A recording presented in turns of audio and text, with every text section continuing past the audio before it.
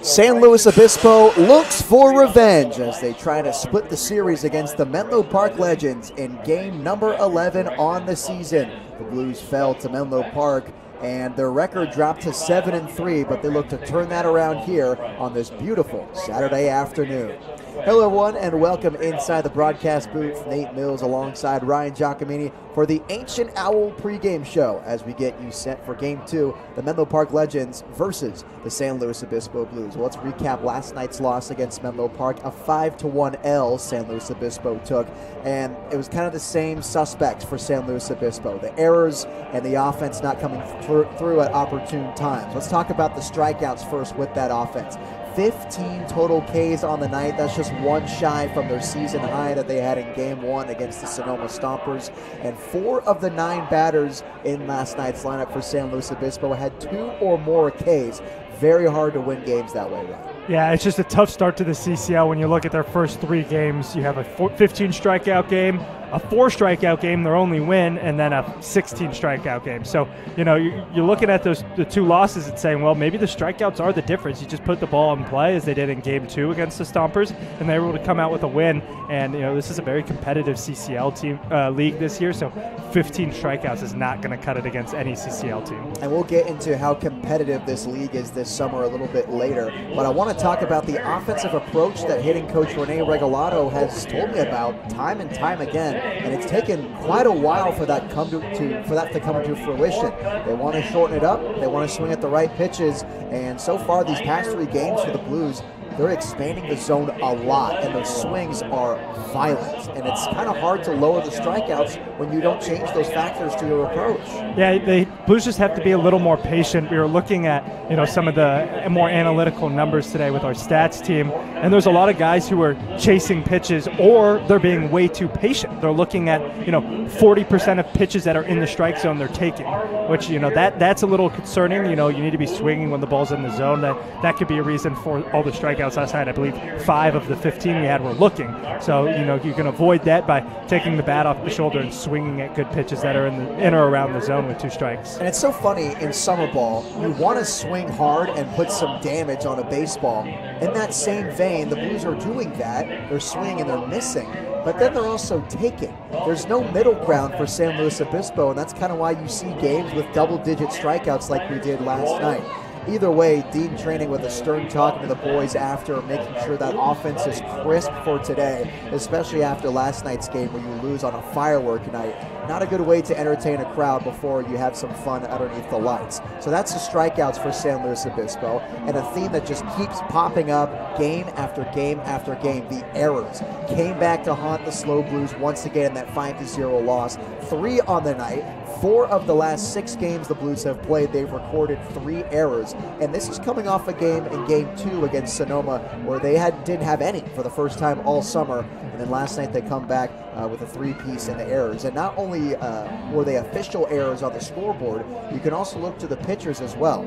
3 wild pitches led to 3 runs scored for the Menlo Park Legends too. Yeah, just a lot of, you know, things that can't go wrong going wrong early in the CCL. Luckily, you know, you have about 30 league games, so the Blues are going to have a little bit of time to figure it out, but it needs to happen sooner versus later. You know, only a couple more non-conference games where you can really hone in those mistakes that you're making, but it has to start now. You know, the errors yesterday were a little better than some we've seen. The field this year is not in the best condition, and all 3 were fielding errors. There were no throwing errors in yesterday's game. So you will, you know, you want to see that number lower, but as long as they're not being induced because you're playing poorly and it's just, you know, the situation that you're dealt with the field, you know, not being at 100% quite yet, you can live with that. But, you know, yesterday the Legends only had 1 error, and they're dealing with the same exact field. So, you know, there is that contrast. Like, you still have to be able to field the ball well and know that the field is not going to treat you all that well. It's certainly a lot easier to digest, right, when it's kind of errors that you can't help but make due to the conditions. At least they weren't throwing errors, as you said. Well, we talked about the wild pitches too from the pitchers pitchers yesterday for the Blues. There's a new arm making his first appearance for San Luis Obispo this afternoon.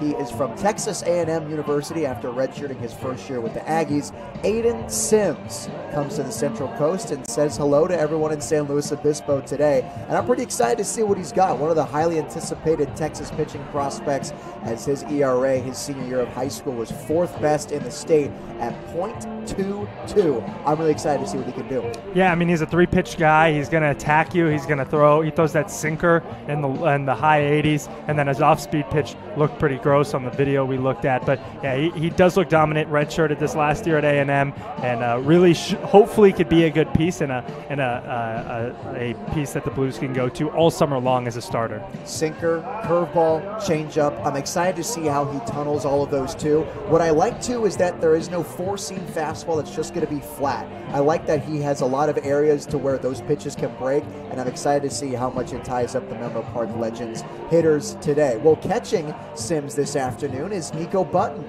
who makes his return to the San Luis Obispo Blues this summer after playing in 2024. He's calling the balls and strikes tonight for Aiden Sims, and as we know, great offensive catcher, calls a good game too. Yeah, I mean, I think the best part about having Button in the lineup, it's a lefty. The Blues only have 2 in tonight's lineup, and really, he's a guy who's going to be starting at the catcher position a lot of games this summer, and it's just nice to have a little mix-up. I mentioned they have 7 righties, 1 through 7 actually, and then 2 lefties batting 8th and 9th with Button and Cuccia. So just, switching up the look a little bit for the pitchers, and he's a guy who can bang the ball around the yard. He's not going to hit for a ton of power, especially at this field where the wind is always blowing from right to left, but he's a guy who can find some gaps, hit one down the line. He's also got a plus speed for a catcher, so a guy that can really get it done both defensively and offensively. Nico Button also looking for a new place to call home, entered the transfer portal after this season at Cal Berkeley, trying to find a place to play in his grad season. Well, we talked about a little earlier too how the errors just can't happen deeper in conference play. This CCL season is filled with talent, and I'm especially looking at the Alameda Merchants too. I think this is a team that not a lot of people had leading the CCL North, and here they are 3-0 to start the season. Yeah, I think the teams up and down, both the North and the South, are really competitive. I mean, I'm looking at OC Riptide, who last year were an incredible team, and this year they're off to an 0-2 start. They are a team that is good, and they're losing to other South teams just because there's so much competitiveness all around. The Stompers have looked solid so far. They've a little bit of a rough start, 1-3, but they beat the Blues in Game 1 on Tuesday. But then, the Merchants and the Seagulls, they look solid. The 2 affiliate teams in the North last year who officially joined this year. Really a lot of competitive games, and the Blues, I mentioned, got to fix those errors, got to fix those mistakes, got to change the approach as we get deeper and deeper into CCL play if they want to make a deep playoff push. And it's not just those North teams. The 2 South teams, the San Diego Bombers and the Wades, also are off to 1-0 starts too, so be on the lookout for them. The Blues will play those 2 teams also. Well, that'll do it for us here in the broadcast booth for the Ancient Owl pregame show. Nate Mills and Ryan Giacomini on the call for you today. We'll send it back to the field on the SLO Blue Streaming Network.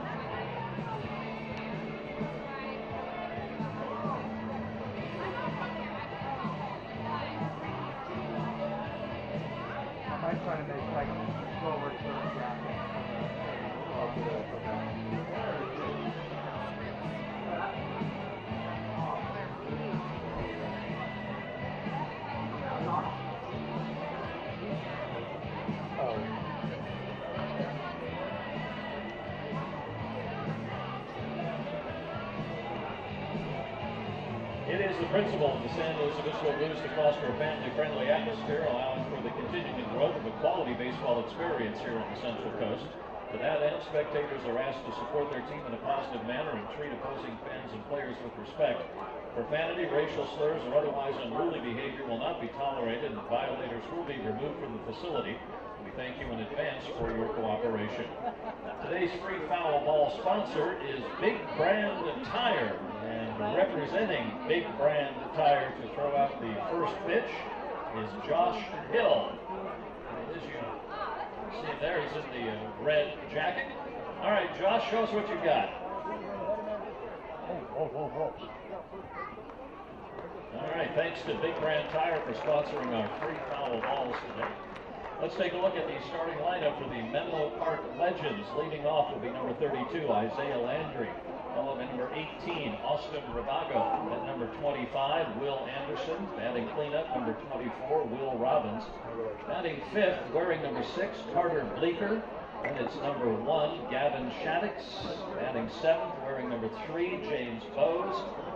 Batting eighth, wearing number 5, the DH Blake Cowens, and the number 9 batter today for the Legend number 3, Quincy Villa. Starting pitcher is a righty, number 29, Quinn Robertson. And now the starting lineup for your San Luis Obispo Blues. Leading off, number 50, the center fielder, E.J. Royal. He's followed by number 1, the shortstop, Cade O'Hara. And it's number 18, the right fielder, Donovan Jordan. Batting fourth for the Blues, number 51, Mason Ashlock. And it's number 10, Gavin Smith in the 5 spot. Batting sixth, number 2, Brendan Comerford. Batting seventh, number 25, Jose Suzuki. And it's number 41, Nico Button. Designated hitter today, number 30, Caden Chia. And the starting pitcher from Texas A&M, the right-hander, Aiden Sims. The Blues are led by Dean Trader. He's assisted by Brian Trader, Rene Regalano, Paul Teixeira, and co-star Scheitz Garcia and Brayden Ziegert. And singing for us today, the national anthem, the Central Coast Harmony Chorus. Ladies and gentlemen, at this point we would ask you in respect to the anthem to please stand and remove your hats.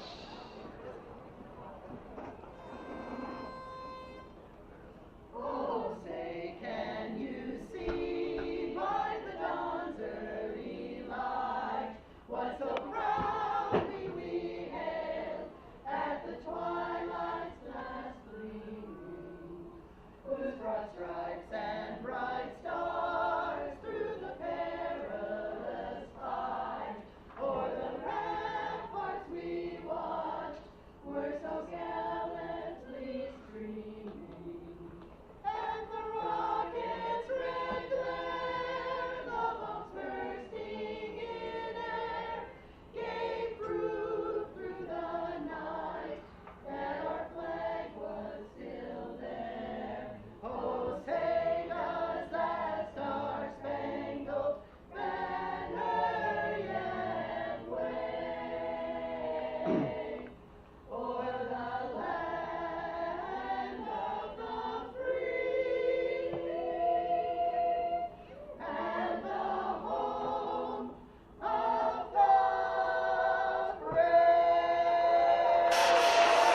the Central Coast Harmony Chorus.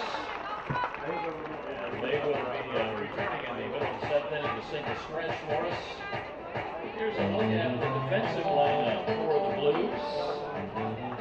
Starting in right field with Donovan Jordan. Well, it's time to split a series. Why not? San Luis Obispo returning more than 12 hours later to try to take Game 2 against the Menlo Park Legends. Here's the starting lineup for the Legends, who are hitting first in today's game. Isaiah Landry, the right fielder, leads it off. Austin Rabago plays second base, and he'll bat second. The ever-dangerous first baseman Will Anderson bats third, with Will Robbins, the catcher, batting fourth. Carter Bleeker plays third base and will bat fifth, and James Bowes is the shortstop, batting sixth. Batting seventh, it's the left fielder Gavin Shaddix, with Blake Cowens, the DH, following him after in the 8th spot. Rounding it out in the 9-hole, Quincy Villa, the center fielder for Menlo Park. Now here's a defensive alignment for your San Luis Obispo Blues. Behind the dish, it's Nico Button returning to the Central Coast this summer. Brendan Comerford over at first base with Kosei Suzuki at second. Gavin Smith over at the hot corner with Kate O'Hara over at shortstop. The outfield left to right, it's Mason Ashlock, E.J. Royal, and Don Jordan with Caden Cuccia in the DH spot. And on the mound for the San Luis Obispo Blues for the first time in a Blues uniform, Aiden Sims, the right-hander from Texas A&M University. 3-pitch guy, sinker, change, curveball. Expect to see him work some tunnels today. It's a good 3-pitch mix to be able to work some tunnels. Might also have a slider as well. Off-speed pitch he just threw in his warm-up. So maybe a 4-pitch guy. Expect him to work them all in together, maybe even the first time through the order. Fastball sitting in the low 90s, 91 to 93. Curveball around the low 80s, 80 to 83. A 10-mile-an-hour variation between those two. And the changeup, 83 to 85, mid-80s there. So expect to see some good production out of those pitches. Clearly, Sims has the talent to play at a high-level Division I university in Texas A&M. Albeit a bit of an underwhelming season, but doesn't matter. Still SEC baseball. So here's Isaiah Landry leading it off in the first inning for the Legends. From the windup, here's the first pitch from Sims. Landry takes all the way and looks at strike one at 4:06 p.m. 91 miles an hour on that four-seam to kick us off. Beautiful day, 68 and sunny on the Central Coast. 0-1. Landry swings and misses at an elevated fastball for a strike. You can't ask for much better, right, Ryan? You absolutely cannot. It's a beautiful day for baseball. Not too much wind. Just a beautiful afternoon. Here's the 0-2 from Sims. Landry's takes strike three. Nice to meet you, Aiden Sims. Strikeout to begin the ball game to the leadoff man, Landry. Landry just did not look ready for him to go 0-2 fastball out over the plate and rung him up on 3 pitches. Good morning, good afternoon, and good night. All those fastballs sitting in the low to mid-90s, humped it up there to 92 miles an hour. Here's Austin Rabago, the second baseman, batting second. First pitch is swung on and fouled off to the left out of play, 0-1. Rabago yesterday was 0 for 3, was walked, hit by a pitch, and scored a run. A standard line for the Legends yesterday, as they didn't put together the most hits in the world, just one more than the Blues, 7 versus 6. 0-1 misses high, 1 ball and a strike. But as we said in the pregame show, the errors just really hurt San Luis Obispo. Rabago was not a part of that error parade, but he did score on a wild pitch. 1-1. Rabago checks a swing. They appeal to third, and he went around for strike 2.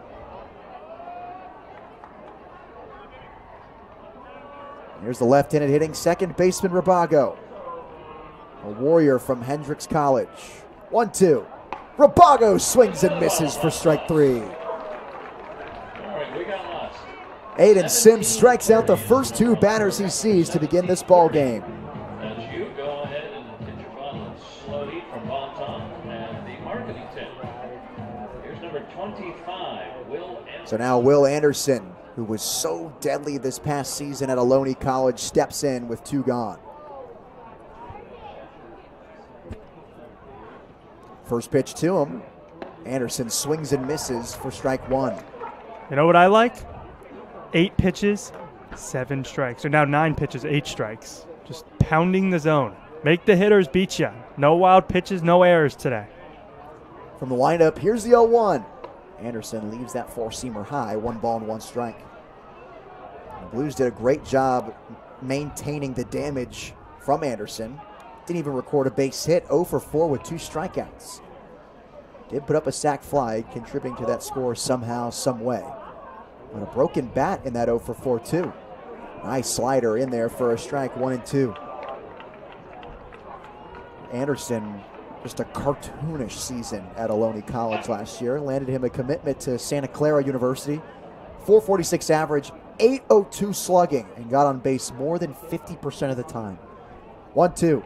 Anderson chases for strike 3. 3 up, 3 down. Aiden Sims says hello. Head to the bottom of the first inning on the SLO Blues streaming network. Slow heat for Bonton Creole Cafe. And don't put your program.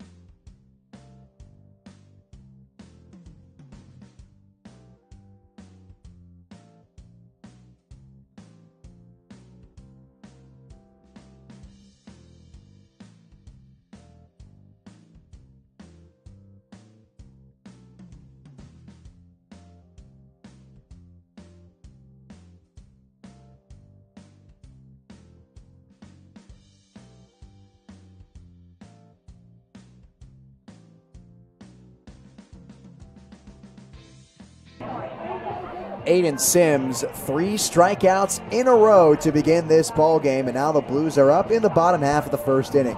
Here's the starting lineup for your San Luis Obispo Blues. E.J. Royal plays center and leads it off. Cade O'Hara, the shortstop, bats second with Don Jordan Wright batting third. Mason Ashlock in left field batting fourth with Gavin Smith playing third base and batting fifth. Batting sixth, it's Brendan Comerford, the first baseman, with Kosei Suzuki playing second and batting seventh. After that, it's the left-handed hitting catcher Nico Button batting eighth, and Kaden Kuchia rounding it out in the 9 spots. On the mound for the Menlo Park Legends, it's Quinn Robertson from South Mountain Community College and a native of Scottsdale, Arizona. Royal last night was 1 of 4 with a walk, a stolen bag, and a strikeout. And he steps in on a beautiful afternoon today. First pitch, EJ leaves it outside, 1-0.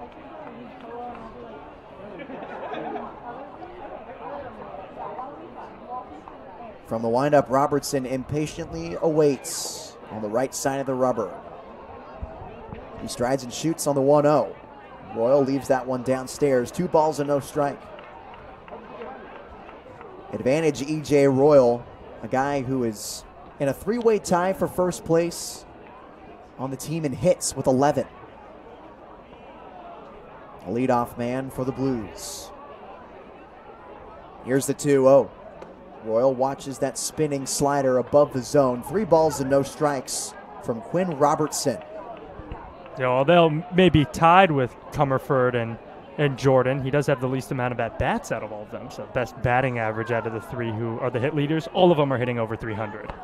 3-0. EJ takes all the way, ball 4. Quinn Robertson has yet to throw a strike. A leadoff walk to EJ Royal to begin the first inning. Very different than what we saw in the top half of this inning where Sims couldn't seem to not find the strike zone. And he was just filling up the zone and challenging those Menlo Park hitters every single offering.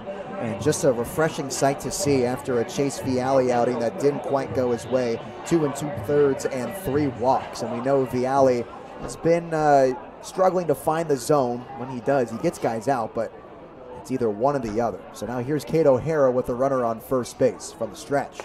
Cade watches the first pitch in there for a strike. Taking all the way, the former Texas infielder and pitcher for strike one. O'Hara played in game one as they pick off the first base. EJ rolls in a rundown. He jets towards second. The tag is applied, and it's down in plenty of time.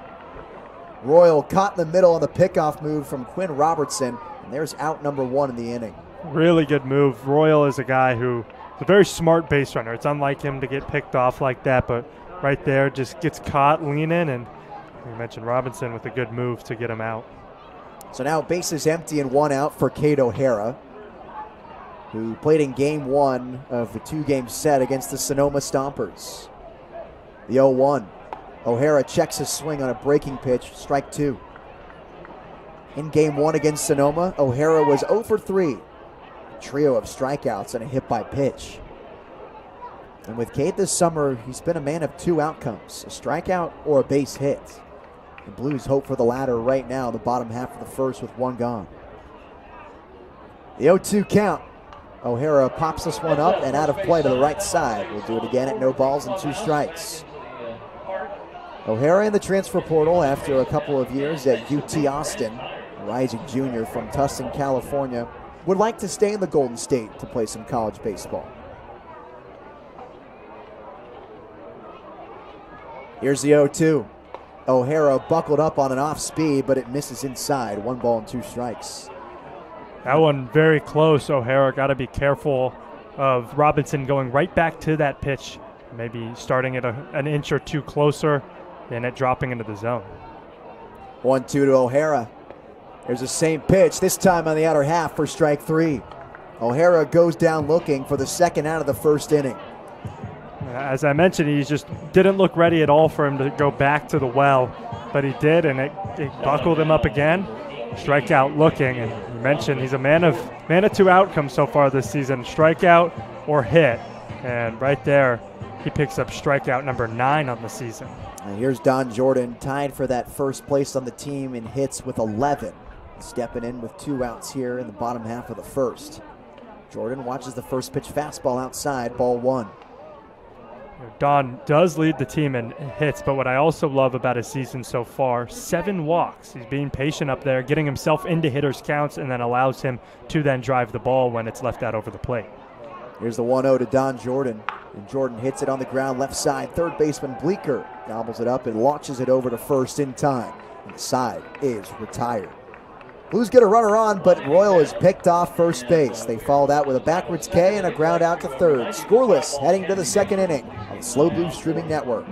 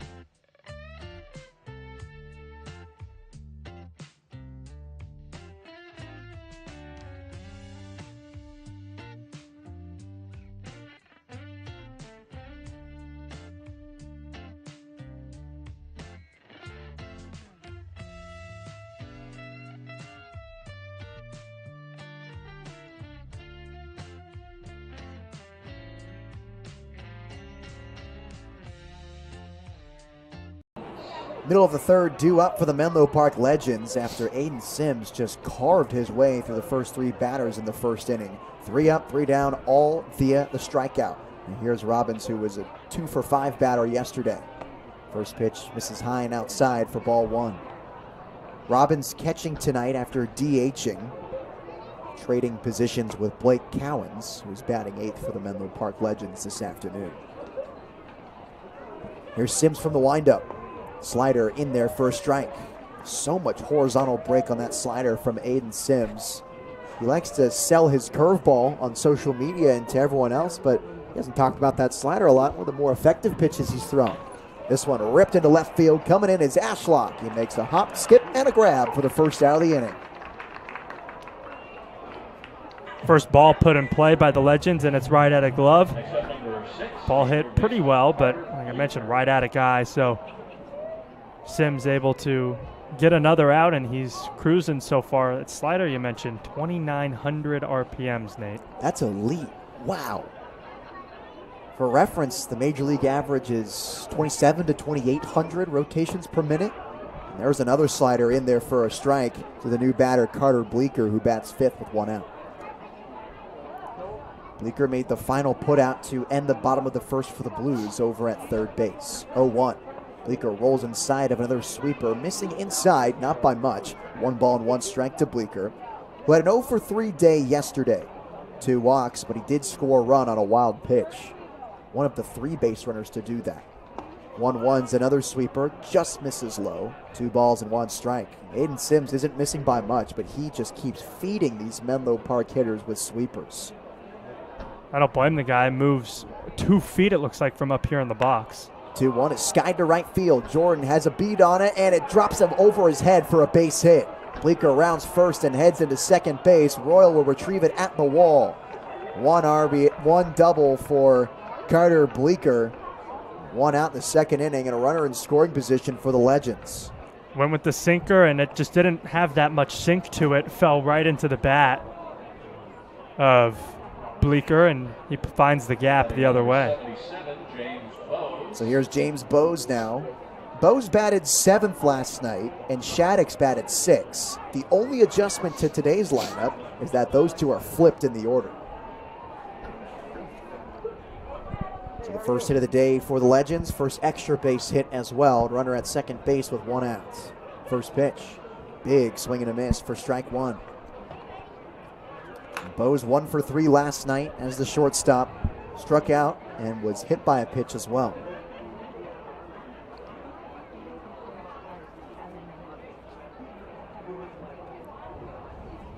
Long pause from the stretch, a peek at second base. 0-1 misses outside, 1 ball and 1 strike to Bowes. Played 2 years of community college ball at West Valley College. Last season with the Lions at Loyola Marymount, but after an underwhelming 129 batting average season, is now in the transfer portal. 1-1. Hits this one hard to left field. EJ ranging to his right, makes the running grab. Second out of the inning recorded in the glove of EJ Royal. 2 gone with a runner at second. Just got a beat on that one right away in center field. He does such a good job at just seeing exactly where the ball is going to be and then taking the best possible angle to it to get there and make the grab. Here's Gavin Shaddix now. Left fielder batting 7th, a runner on second base, and 2 gone in the top of the second inning. Still a scoreless ball game between the Legends and the Blues. Aiden Sims on the mound as he comes home. A sweeper in there for a strike, hitting the outside corner with that pitch. I'm not sure what Shaddix is supposed to do because that ball started at his front hip and almost missed the plate away. Baseball's hard.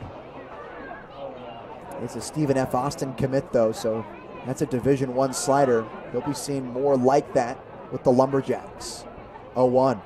Swing and a miss, strike 2. Not only is it a Division I school, it's a Division I school in Texas. Yeah. So you'd imagine that he'd be seeing Aiden Sims often. He's an Aggie at A&M. Most likely a couple non-conference series where he might pitch. For sure.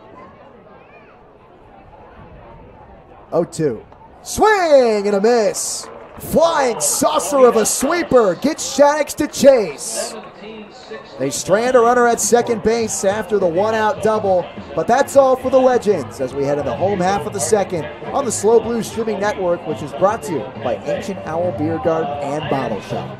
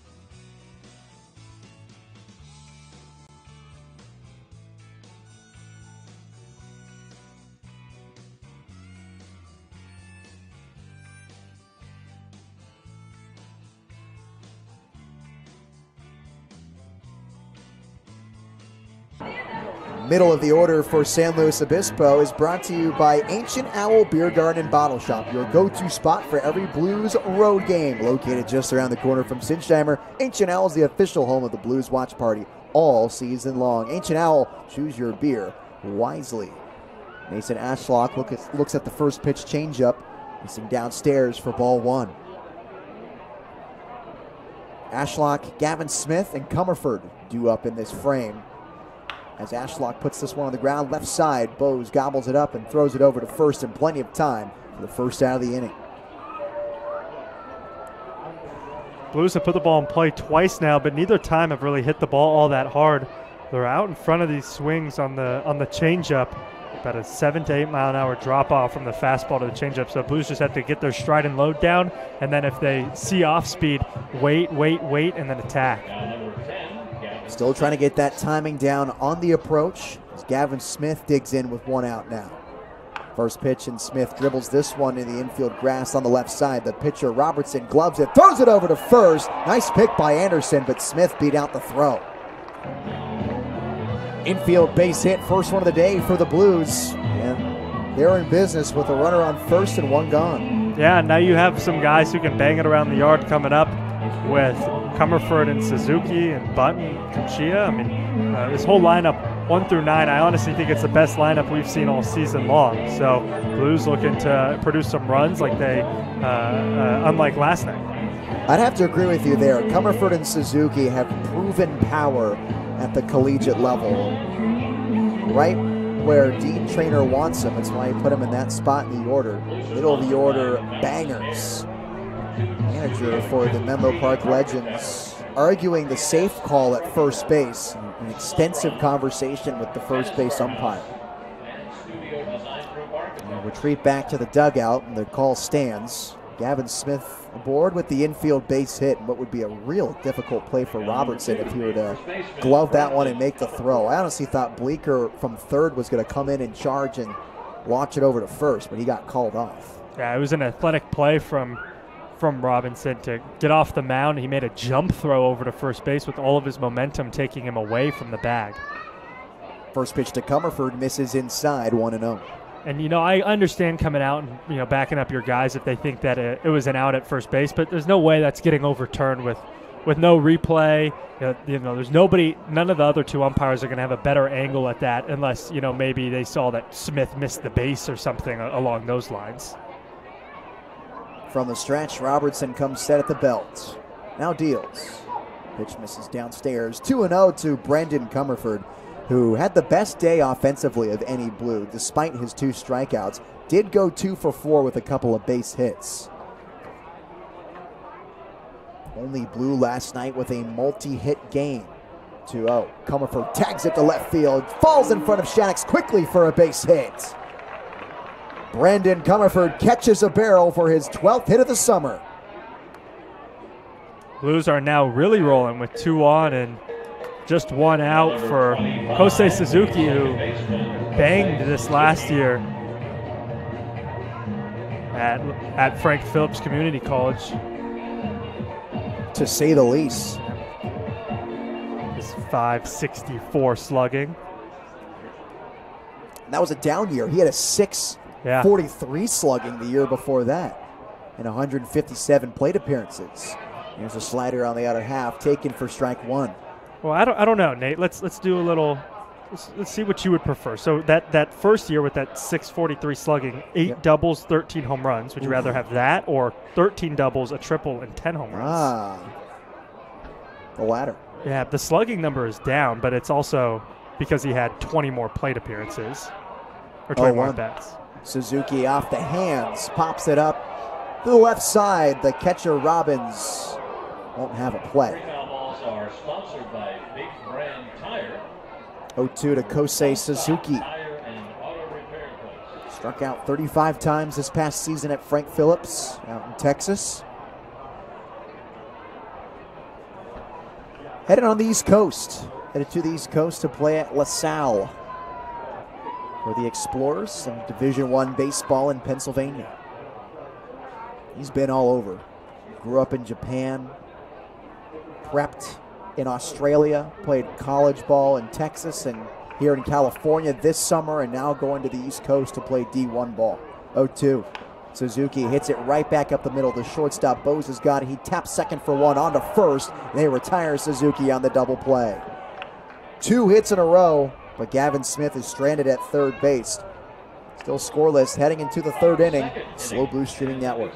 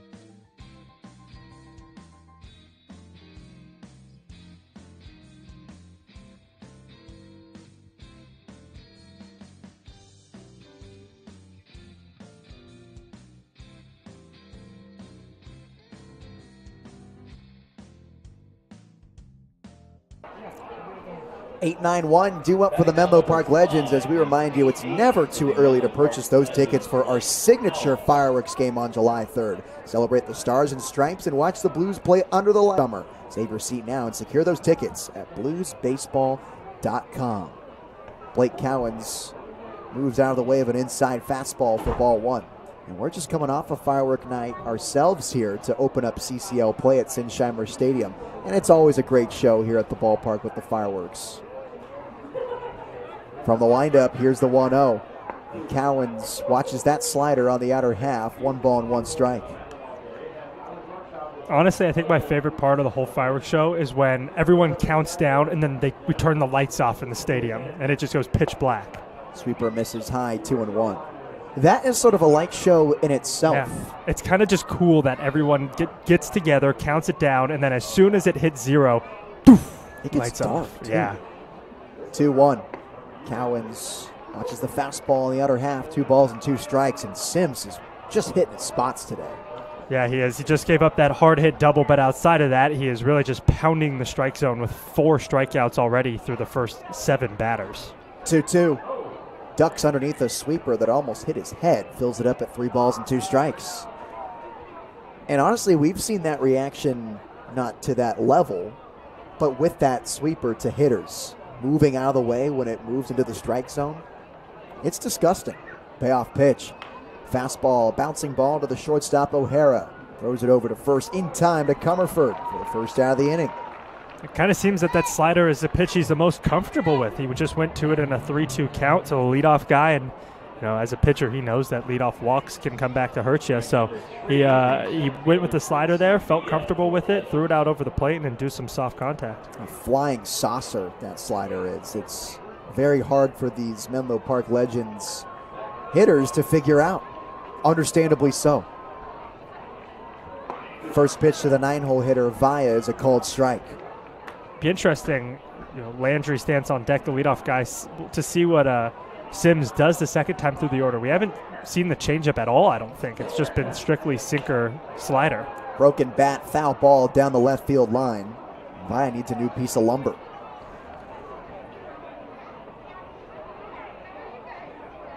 Landry's saying, don't look at me.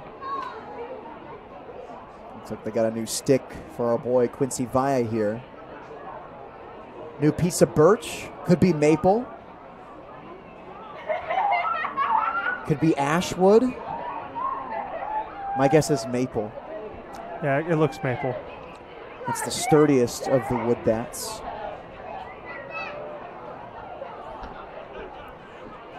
New lumber on the 0-2. Swing and a slow roller down the third baseline. It'll roll foul. Do it again at no balls and 2 strikes. That's a dangerous one. These infield grass down the baseline, they're a little raised, so if a ball hits that grass, it could trickle back in. Smith knows it, and he charged that ball to make sure he got it in foul territory. But you really got to charge it and make sure you pick it up in foul ground. Saw yesterday the newly applied turfus on the infield dirt. Maybe an excessive amount. There was a couple of times where infielders and catchers had difficulty grabbing the baseball on the ground. Here's the 0-2. Sweeper, another chop foul behind home plate. Once again, no balls and 2 strikes. Seems to be a lot more flat and firmer today. The surface almost felt like quicksand, players are talking about in batting practice. Legends played on the same surface though. 0-2. Sweeper and a grounder to the shortstop O'Hara, who throws on the run to Comerford in time for the second out of the inning. 2 ground balls to Cade O'Hara, and 2 outs in the third. That's not an easy play from O'Hara. He has to charge that ball and then throw it on the run from his side to try to get the speedy via, and he is able to do so, but a very tough play, and he's done a really good job so far at short with those 2 ground balls. O'Hara, arguably the best defensive shortstop on this Blues roster. Got to see him back for his second year on San Luis Obispo. He was with the Blues 2 summers ago. Pitch sent straight back from Isaiah Landry for strike 1. 93 from Sims, the fastest pitch we've seen him throw yet today. And like we mentioned, it's a sinker. It's not a flat fastball, so it has some good movement on it too. That makes it hard for these hitters to pick it up. Landry in a closed-off stance on the 0-1. Fastball holds up his swing. They appeal to first. He did not go around. 1 ball and 1 strike. Isaiah Landry, the first strikeout victim of 4 this afternoon for Aiden Sims. Struck out looking to begin the ball game. 1-1. Landry hits it hard, but into the Blues parking lot. A cricket home run for strike 2. The cricket plays on a circular field. You can hit the ball out anywhere. I recently learned, though, that it's not called a home run. It's called a six. Yeah. Well, there's 3 different kinds of ways to play cricket. And it's called a 6 when you play 6 cricket. 1-2. Landry watches the sweeper, just missing outside. 2 balls and 2 strikes. Have you ever dabbled? You know what's funny? I had to cover a cricket game 1 time. Okay. I had to cover a 6 game. 2-2. Landry tucks his hands away from the fastball. 3 balls and 2 strikes. I've never dabbled. And whenever I see it on TV, I'm just a little confused because I don't know the rules. It's a cool sport. I'm sure it's it is. complicated, though. I'm like, it's 160 to 1. Like, what's going on here? The payoff. Swung on and missed. Strike 3. Aiden Sims, a boomerang to retire Isaiah Landry. 5th strikeout of the day ends the 3rd inning. Scoreless, heading the bottom half of the frame on the Slow Blues streaming network.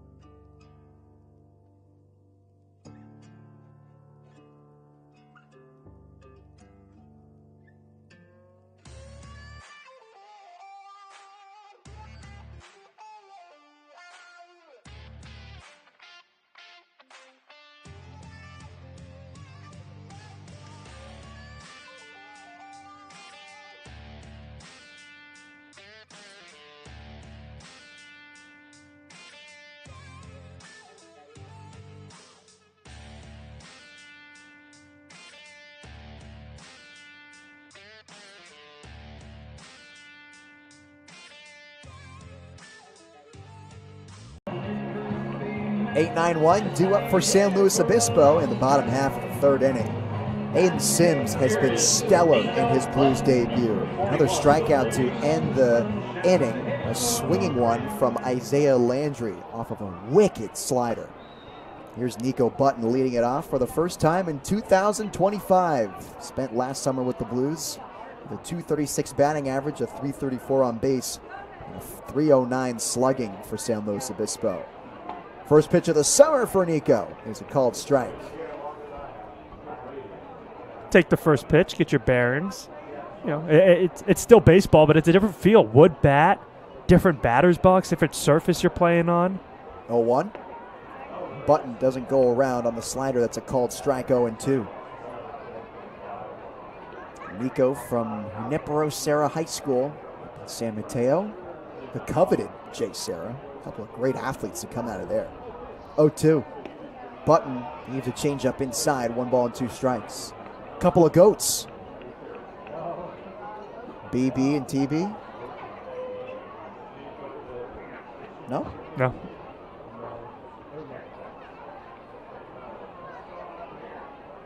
1-2. Button leaves that one outside. No doubt about it. 2 balls and 2 strikes. Is Barry not the go? Yeah, I mean, he is in my mind. I just didn't know he went to Jay Serra. Yeah. I just don't follow high school sports that much, even like the big schools. Fair. Tom Brady and Barry Bonds both went to Jay Serra. 2-2. Button leaves that one outside. 3 balls and 2 strikes. 3 easy takes for Nico Button, might I add, too. Robertson just trying to get this left-handed hitting catcher to chase him. He won't budge. The payoff. Button leaves it inside for the walk. That's a veteran presence if I've ever seen one. Nico Button with a leadoff walk in the 3rd inning. Yeah, grad student in the transfer portal looking for a new place to call home. 0-2, and then draws a leadoff walk, which is ill-advised. And can come back to haunt you. So here's Caden Cuccia, the DH batting 9th today for San Luis Obispo, and a much better fitting jersey. Shows Button, pulls it back, ball gets away from Robbins. The throw down to second base as Button took off, and the throw is in time. Nico Button didn't get the greatest jump in the world, but a good throw from Robbins to gun down the catcher at second base. Yeah, on one hop, but right in front of the bag for Bose. All he had to do was pretty much catch it, lower his hand 3 or 4 inches, and it was right in front of the base and foot of Button. So now 1 out, and the base is empty for Caden Cuccia in the bottom of the 3rd. And Cuccia swings and hits a flare to shallow center field. The shortstop makes the leap and the grab. James Bose, spectacular leather on the infield to make the 2nd out of the inning. Really good play by the shortstop, ranging out, overran it a little bit towards the second base side and had to jump up and reach back. An Odell Beckham Jr. like catch. There you go. Good pull, Ryan. Bose, that's a really tough play to make. Falling fast. You're feeling out your center fielder, Vaya, who just couldn't get there in time. Great play by Bose at short for the 2nd out. Here's a leadoff man, E.J. Royal. Royal leaves a high slider for ball 1. In the 1st inning, Royal walked and then was caught stealing, and now in the 3rd inning, Button walked to lead off the inning and another caught stealing. So twice that they've had a leadoff walk that just gets themselves taken off the base path. Unconfident swing on the 1-0 to move the count to a ball and a strike. We haven't seen EJ a lot have swings that look like that. And already this summer, I can count 3. Royal sends it the other way to Landry, who ranges to his left and makes the running grab for the 3rd out of the inning. A caught stealing from Nico Button following the leadoff walk, and great defense by the Legends. Still a scoreless ball game heading into the 4th inning on Slow Blue Streaming Network.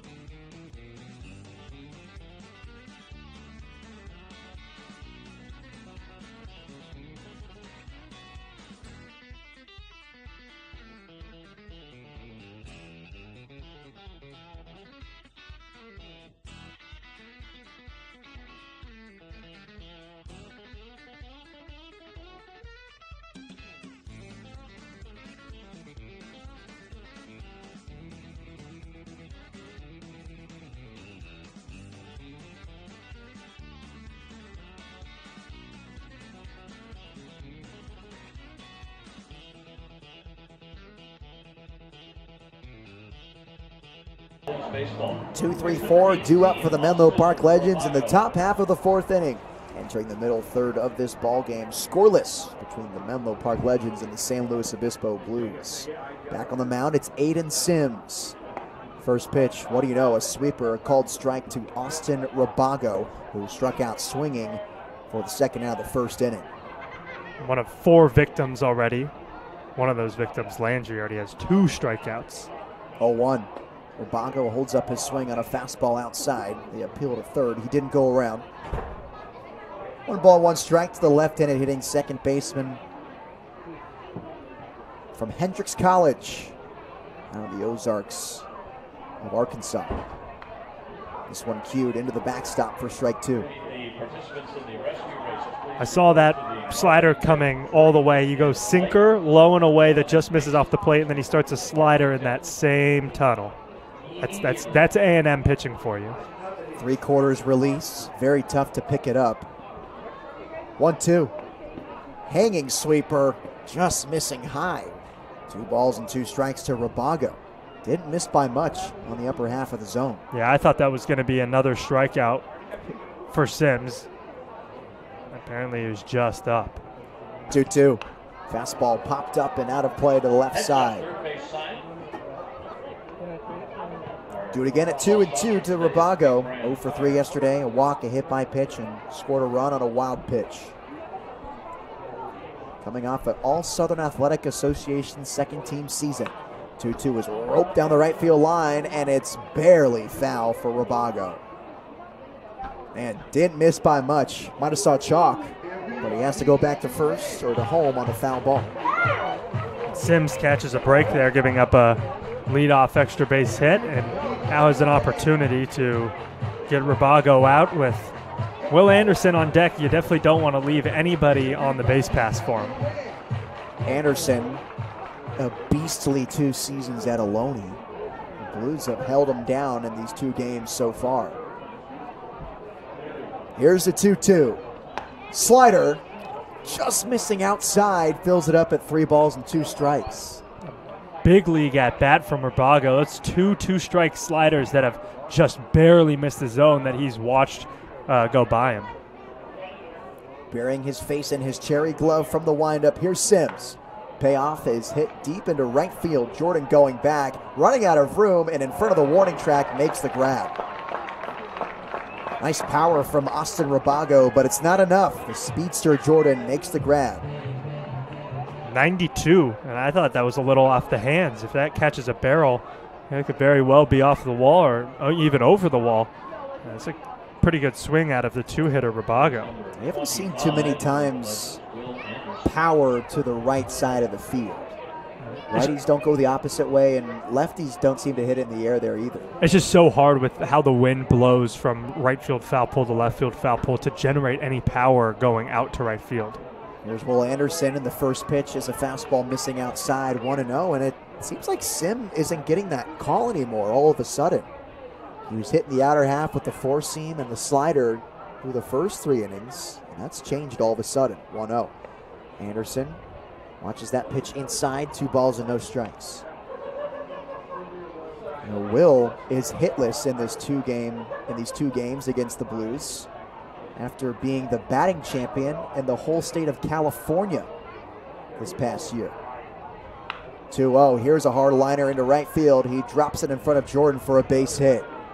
There's the first hit of the series for Will Anderson, and he's aboard with 1 gone in the 4th. Guy we know can bang it around the yard.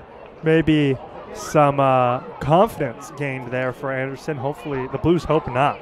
And he just kept it simple in that swing that time. Didn't try to lift the ball too much. Just threw the hands at the baseball, threw the knob onto the ball. Just an easy stroke in front of Don Jordan and right. So now Anderson that's at first, and Will Robbins is up at the dish with 1 out. Robbins first pitch swinging and missing for strike 1. Anderson has only stolen 6 career bags in his 2 seasons at Ohlone College. In an interview in one of the Legends' first 3 games, he talked about wanting to work on upgrading that speed. 0-1 chases the fastball for strike 2. Will Anderson at 6'3", 205 pounds, and he was saying in that interview how he wants to get bigger and stronger. He's already a big, strong man, if I do say so myself. How much more? I mean, guy he slugged 802, and you want to be stronger? You want to slug more than that? 0-2. Grounded to third. To second for one. On to first, the throw off line, but Comerford kept his foot on the bag. Blues turn to double play to end the fourth inning. Still scoreless, heading to the bottom half of the frame. That is brought to you by Educational Employees Credit Union.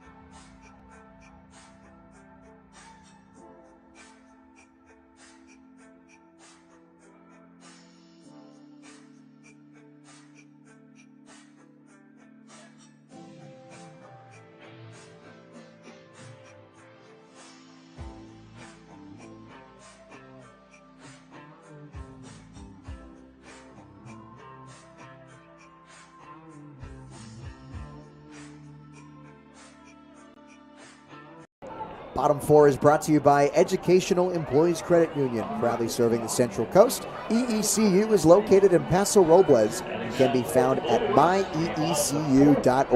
Experience smarter banking at Educational Employees Credit Union. Still a scoreless ball game in the bottom half of the fourth. 2-3-4 due up for San Luis Obispo. Kate O'Hara, Don Jordan, and Mason Ashlock for the Blues. Quinn Robertson back out there for his fourth inning of work. From the windup, the righty from Scottsdale delivers. And O'Hara leaves it low, 1-0. Righty getting hot in the Blues bullpen. It's the 6'6" right-hander from Los Angeles, Sean York. The windup, the 1-0. And O'Hara leaves that offering inside, 2 balls and no strikes. We talked about the last at-bat, how O'Hara has kind of been a hitter of 2 outcomes, either a strikeout or a base hit. 8 Ks, 5 hits. O'Hara watches a sweeper and nibbling at the outer half for strike 1. There's 8 Ks, now 9 Ks and 5 hits. They're coming in at 16 at-bats. Here's a 2-1. O'Hara with a dribbler off the end of the bat, botched by Robertson, and it trickles on the infield grass. An error from the pitcher, Quinn Robertson, and a base runner aboard for the Blues. Hey, not a hard hit ball, but the Blues will take it. It's a leadoff base runner for Don Jordan, who leads the team in hits, and Mason Ashlock, who slugs like crazy. So the Blues are looking to scratch a run across, especially with how well Sims has been thrown out on the mound. Give your pitcher some run support. Don Jordan also the team leader in doubles with 2. A Blues team that doesn't slug a whole lot, but has been hitting the ball decently hard out of the infield as of late. So here's Jordan with a runner on first base. First pitch and Don swings, hits it into center field off the hands. Vaya squares it up and makes the flat-footed grab for the first out of the inning. Just a little off the hands, a little underneath it, so he wasn't able to generate enough power to hit it over the head of the center fielder, Via. But overall, a pretty decent swing considering all things considered. Just, got to be a little out in front of that one. Here's Ashlock, who just missed a pitch as he grounded it to the shortstop Bose in the first inning. 0 for 1 today. Ashlock watches the sweeper in there for a strike. Yeah, that's a pitch I don't mind being called a strike as long as Blues are going to get it on the other side. It, maybe just caught the edge of the zone with how gross that slider is from Sims. If it's called a strike for him, it's a win. Ball kicks away from Robbins, and O'Hara takes off towards second base. A wild pitch from Robertson puts the runner in scoring position for the Blues. Blues will take that now. A base hit, scores a run, and gives them an early lead here in this ballgame. That's the go-ahead run over at second base. Tied at 0 in the bottom half of the fourth. 2 hits for each team so far. Look at second. O'Hara takes off towards third, but Ashlock puts a charge into this one to left field. Off the top of the wall, Mason Ashlock rounds first and heads into second base with an RBI double. That piece was hammered. Mason Ashlock did not miss that one, and he has the power to hit it out over that 380 sign, and he just missed it. 101 miles an hour off the bat for Mason Ashlock.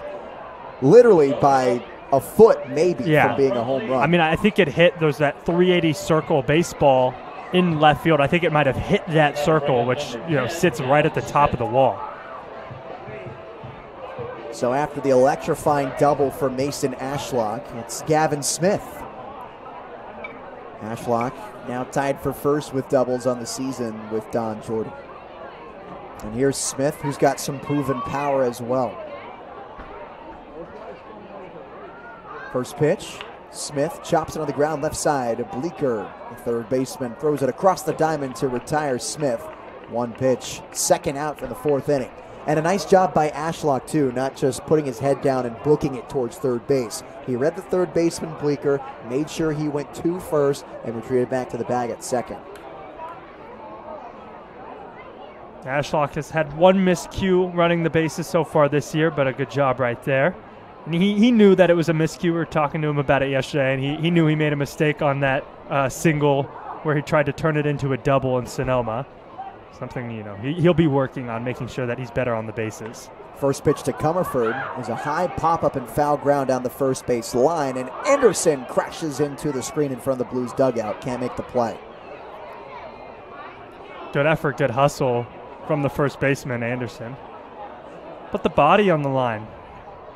Tough play to make, especially when you know the surface you're about to collide with is not stable at all.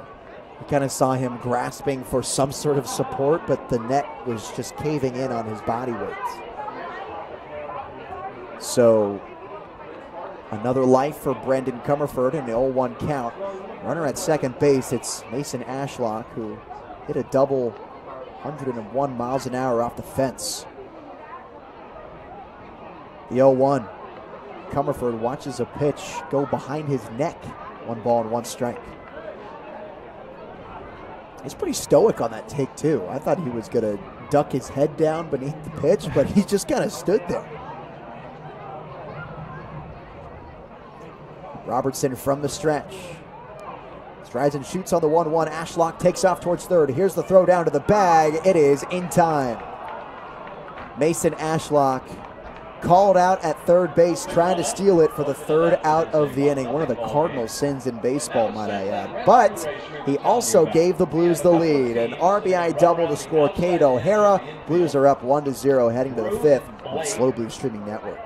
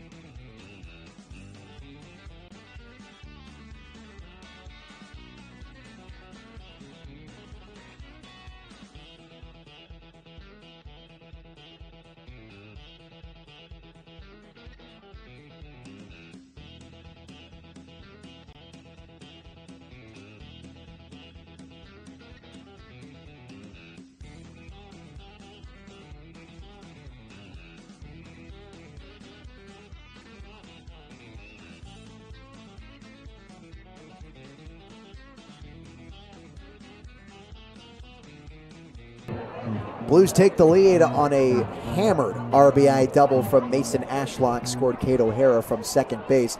1-0 advantage, San Luis Obispo, and a new pitcher in the top half of the fifth inning. Aiden Sims' day is done. After 4 innings of work, he allowed 1 hit, no runs, no walks, and 5 strikeouts. Have a debut. Now it's the right-hander from Riverside City College, Sean York. First pitch misses outside to Carter Bleeker, who was 1 of 1 today with a double in the second inning, the first hit of the Legends this afternoon. Great outing from Sims, a guy who Blues fans will hope to see back on the bump for the Blues. Sent to center field, and Royal won't be able to get there. High bounce, and he grabs it well over his head. Leadoff base hit for Carter Bleeker. He's had himself a day, 2 for 2, a double and a single. A good piece right there, right back up the middle, and welcome Sean York with a leadoff knock. So Sean redshirted his first season at Riverside City College this past year with the Tigers, but is making his 3rd appearance for the Blues this summer. He's pitched in 2 1/3 innings, allowed 2 hits, 1 run. It wasn't earned though. 5 strikeouts and 2 walks. Another guy who fills up the zone just like Aiden Sims. Pitch misses inside to James Bowes, 1-0. Really excited to see what Sims can do for the rest of the season the way he pitched today. That slider was just foul. He nods twice and picks over to first. Bleeker back in plenty of time. Still 1 ball, no strikes to James Bowes, who is hitless today, just a fly out to center field to E.J. Royal. Made a nice ranging grab, moving to his right on that play. Great jump, too. Average lead at first base, the 1-0. Is sent straight back off to the screen. 1 ball and 1 strike to James Bowes, who struck out yesterday in his 1 for 3 day and was also hit by a pitch.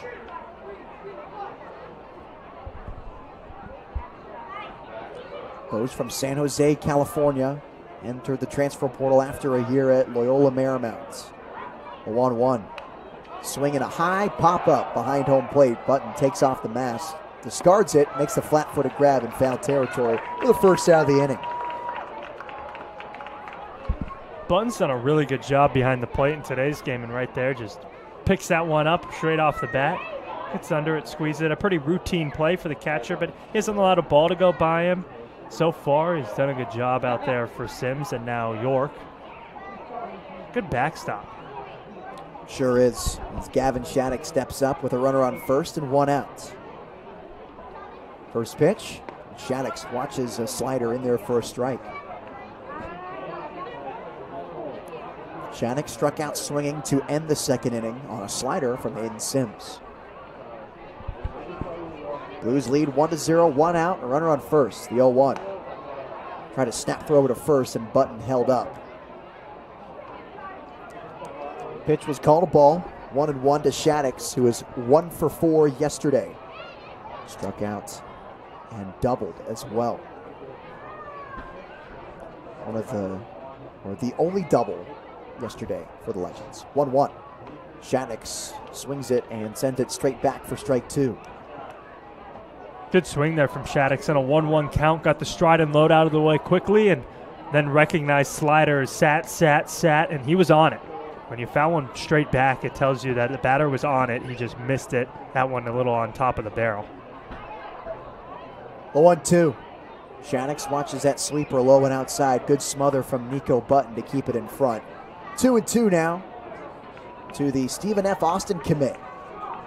Committed to the Lumberjacks in late May after a couple of seasons at Ohlone College, where he only struck out 6.5% of the time. A rarity in today's game, if you will. He's struck out once this series, and it happened in today's game. 2-2. And Shattuck swings and misses and strikes out here. Gavin Shattuck goes down swinging for the second time today. There's 2 gone in the 5th. Goes fastball up and in after working a couple of sliders away. A good spot there. I think it was a ball, but just because of the way that it was worked into the mix, he was able to get a bad swing from Shattuck in the second out of the inning. 2 gone, a runner at first, and now it's Blake Cowens, today's DH for Menlo Park. First pitch, Cowens watches the four-seamer in there for a strike. A nice frame from Nico Button to corral that pitch into the zone.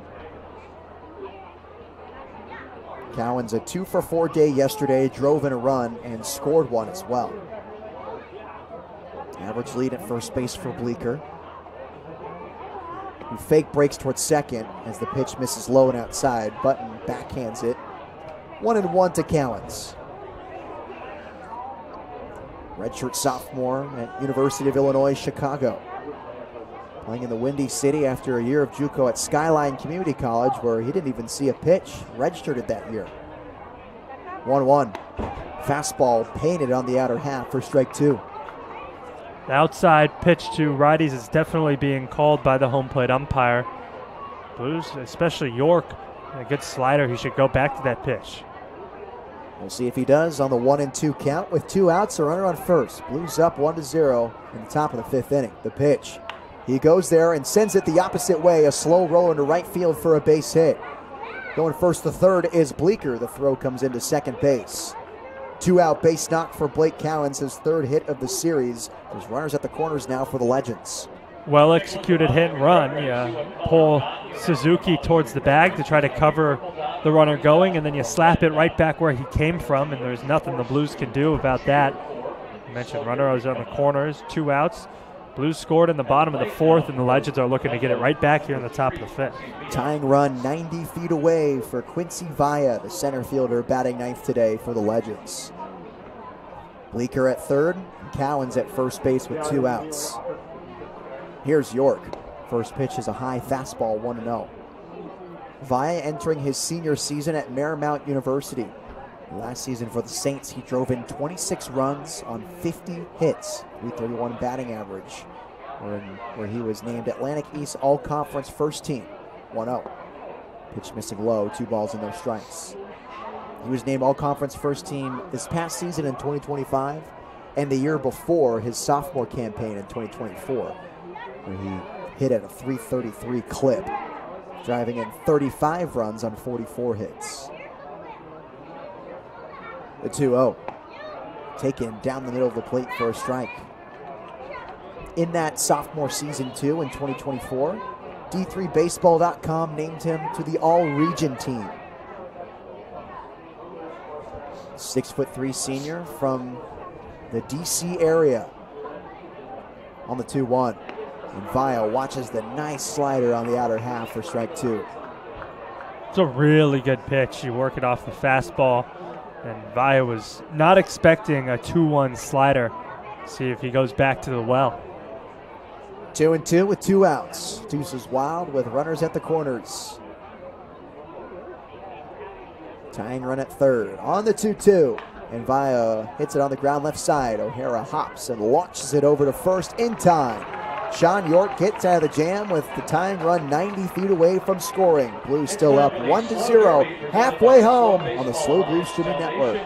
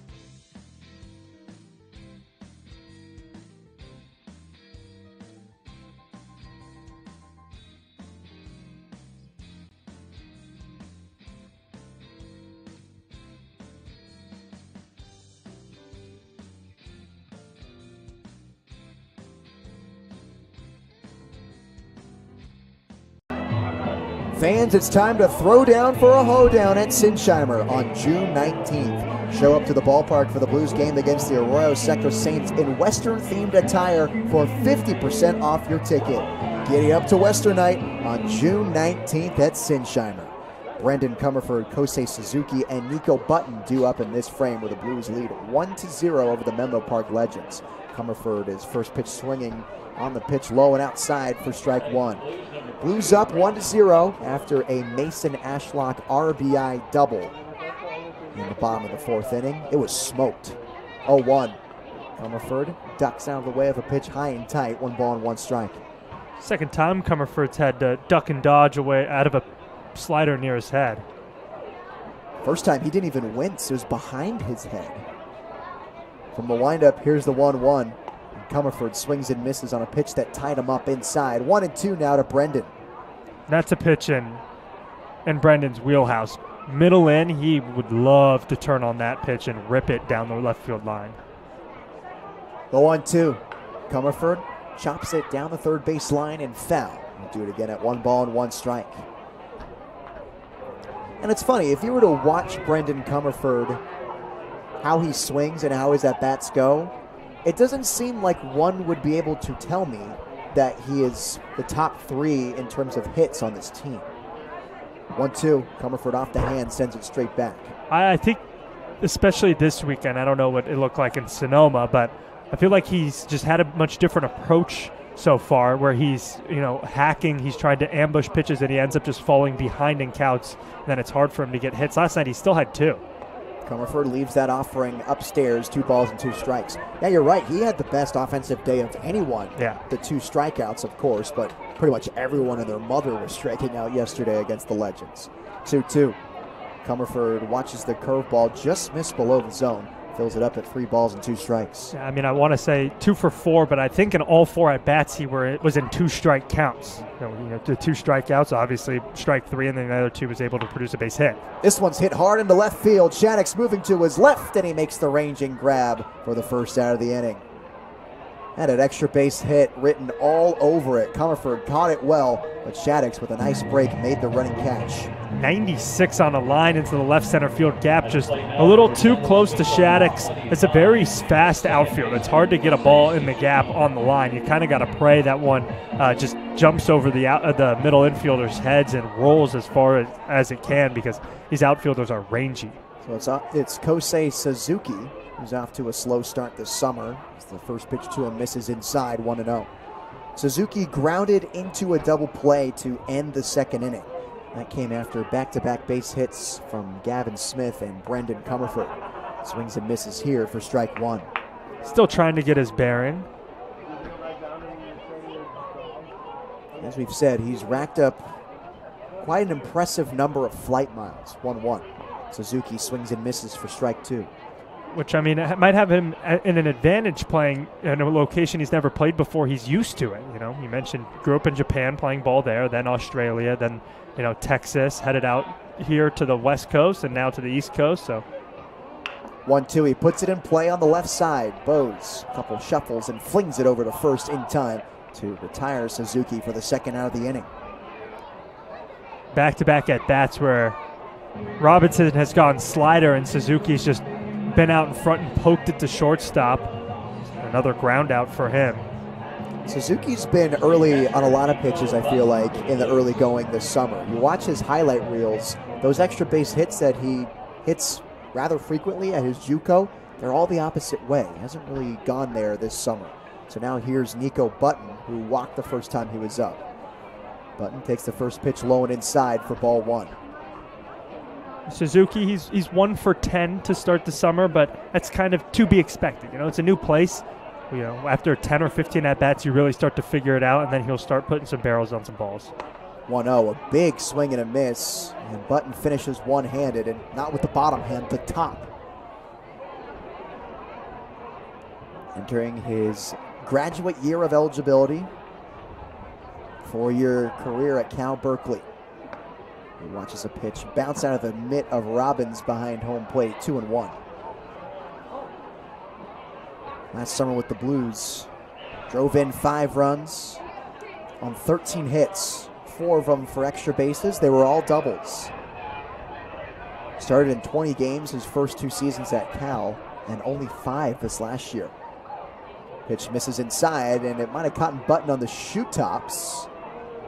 He's trying to argue that that pitch hit him, and looks like he won't win and dig back into the left-handed batter's box. Usually something you don't see in summer ball. Usually guys are like, nah, it didn't hit me. It didn't hit me. I want to keep swinging, especially 3-1 hitters count. The old Albert Bell, 3-1. Button watches that one inside for ball 4. So a less painful way to reach first base. Nico Button with a 2-out walk in the 5th. And brings up Cuccia, a chance with 2 outs, and regardless of good at bat, it flips the lineup over if Cuccia can't reach base safely, and then you got the top of the order due up in the next inning. And Caden Cuccia, a high batting average guy, just finished his first season at Kenyatta College in the East Bay and batted .308 for the Colts. 38 hits and 126 at-bats. He's got some good speed too, a 6.8 second 60-yard dash, which is above average, I would say, for the Division I level. He's got the good bat-to-ball skills as the Blues are searching for some more insurance with 2 outs in the bottom half of the 5th. First pitch, Cuccia watches it bounce on top of home plate, 1-0. Cuccia hit a blooper to shallow center field, and Bose made a nice leaping grab at shortstop for the 2nd out of the 3rd inning. 0 for 1 today, Cuccia. 1-0. Cuccia watches that pitch outside. 2 balls and no strikes now, a hitter's count to Caden Cuccia, who walked more than he struck out his first season of college baseball. 30 walks to 23 strikeouts. 5'9", 150-pound sophomore in a 2-0 count. Pitch misses low. 3 balls and no strikes now to Caden. Standing on deck, it's the leadoff man, E.J. Royal. Royal, the team leader in base hits. Average lead at first base for Nico Button with his hands on his knees. Quinn Robertson comes set, now shoots. 3-0 down the middle of the plate for a strike. Yeah, I don't think Button's going anywhere after he was thrown out last time. Button tried to advance to second base on a pass ball. The catcher Robbins got a hand on it quickly and threw out the catcher Button. 3-1 pitch is in there for a strike on the inner half. Now he will be taking off. Full count, 2 outs. Cuccia got to be aggressive here. He's watched all 5 pitches go by. Be aggressive, but be expecting a pitch off the plate as well, and you draw a walk and flip it over. 3-2 misses well outside, and another walk, this time to Caden Cuccia. Back-to-back free passes from Quinn Robertson. And a pitching coach from Menlo Park heads out there to talk to his right-hander. Robertson had been living in the zone for his first 4 innings of work. A leadoff walk to Royal, and then a leadoff walk to Button in the 1st and 3rd innings respectively. And now he's just let up back-to-back base on balls here in the 5th. And he was able to get away with both those walks in the 1st and 3rd because the Blues were caught stealing both times. Now they have 2 on with 2 out, both via the walk, just maybe losing it a little bit. His pitching coach is probably coming out there and just telling him, you got this guy, just find the strike zone, let the defense work behind you. Nothing to worry about. And after a night like last night where the Blues threw up 15 strikeouts on offense, and they fell 5-1 against the Legends, I'm sure this team just wants to have a no-doubt victory today. And a good way to start that is for E.J. Royal to find some real estate in the home half of the 5th. To put that night into perspective, if the Blues were to strike out for every single out for the remainder of the game, they would still have less strikeouts than last night. That's how bad last night's at-bats were. Runners on 1st and 2nd, 2 outs. Here's Royal. First pitch is a sputtering changeup in there for a strike. EJ 0 for 1 today, a fly ball to right field that was hit well to Landry, and a walk in the 1st where he was picked off first base there. Something you don't see often for a headsy base runner like EJ Royal, who has entered the transfer portal once it opened on June 2nd, 0-1. Royal watches a fastball hitting the outer half for strike 2. So Royal having to be tough with 2 now with runners on 1st and 2nd. Button at 2nd, and Caden Cuccia at first. Blues lead 1-0 over the Menlo Park Legends, trying to split the series in Game 2 of a 3-game set. Royal collected a base hit last night and stole a bag. Hitless today. The 0-2. Easy take for EJ as this ball gets away from Robbins. Each runner advances a free 90 feet, and now 2 in scoring position for the leadoff man, EJ Royal. Might give EJ a little bit of confidence now with 2 in scoring position. This base hit means even more. You already have the 1-run lead, but would love to extend it. 1 run is very, very doable for the Legends, as we saw last night. At the very least, it makes Royal's job a lot more easier. 1-2, and EJ swings and misses for strike 3. Blues strand 2 runners on, no hits, no errors, and no runs, but 2 walks left on second and third. Blues still up though, 1-0 over the Menlo Park Legends, heading to the 6th. SLO Blues Streaming Network.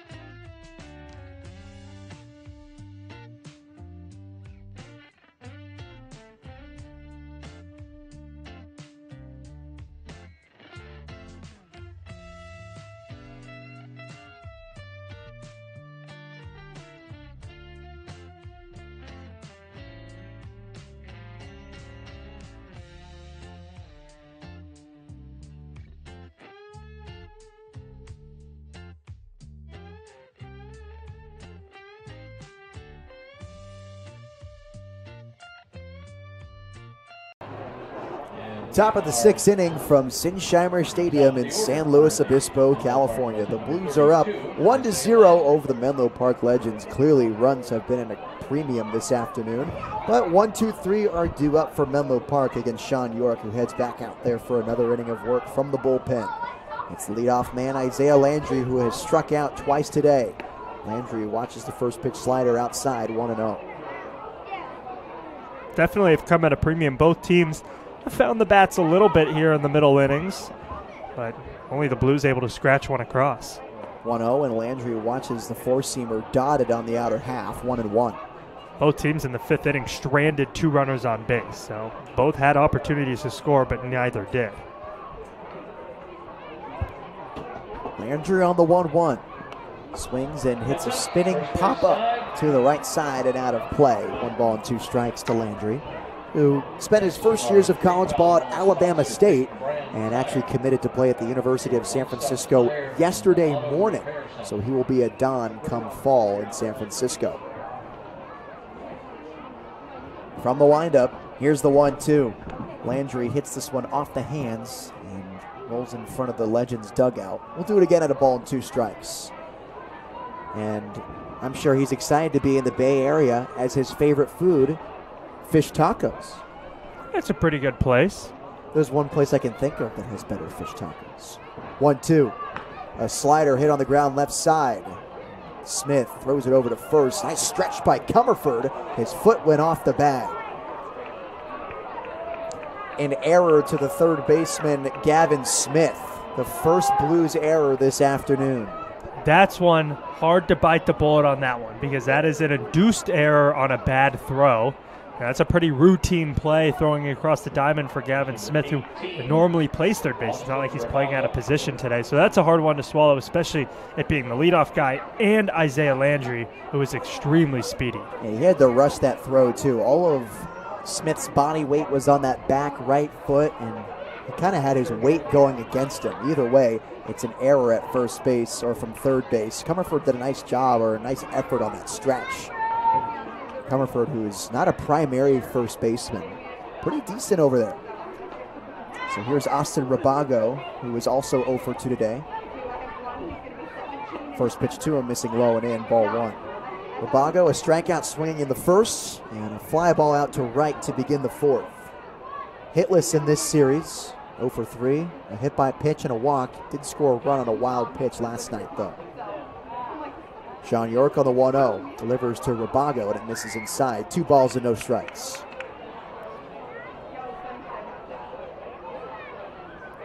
Blues not working with a lot of breathing room against the Legends in a 1-0 ball game at the top of the 6th. Got to be extra careful with runners on base. Pick over to first. Landry gets back in time. Now another righty gets warmed for the Blues. It's Jaden Turner. Turner with some electrifying stuff. Excited to see what he can do if he comes in. 2-0. Landry fake break at first base. The pitch misses inside. 3 balls and no strikes to the 2-hole hitter, Austin Rabago. And the leadoff error was just making York think a lot over there. Landry just dancing, shuffling around. York knows how speedy he is. Doesn't want to give him a free bag to second, but might if he can't find the zone here against Rabago. The 3-0. Misses inside. Ball gets away from Button. Doesn't matter. It's a walk to Austin Rabago. Puts runners on first and second for the Legends. York really just has to hone in on the hitter, Anderson, here. Not worry too much about the runners and hope that his catcher, Button, can help him out. The Dean Trainer, the manager for the Blues, heads out there to talk to Sean York. As Will Anderson has a pretty impressive resume, though the Blues have been able to contain him in these 2 games. He did record his first base hit against San Luis Obispo in the 4th. A nice and easy swing, single in front of the right fielder Jordan in the 4th inning. He doesn't represent who he is, though. Just can't talk enough about the crazy season he had at Ohlone College. The 3C2A 2025 batting champion. That conference represents all California junior colleges. 1,400 OPS. 11 home runs, 79 hits, 69 runs batted in. Hasn't driven in any this series against the Blues, but is threatening to here with runners on first and second. Tying run over at first base. That's Austin Rabago following a walk. Two looks at second. Now the first pitch to Anderson. And Will watches the fastball for a strike. Will Anderson celebrated a birthday yesterday. His presence a little delayed. A single today. 0-1. Anderson moves out of the way of a fastball inside. Button try to backpick Landry over at second base, but there's no throw. 1-1 to Will Anderson.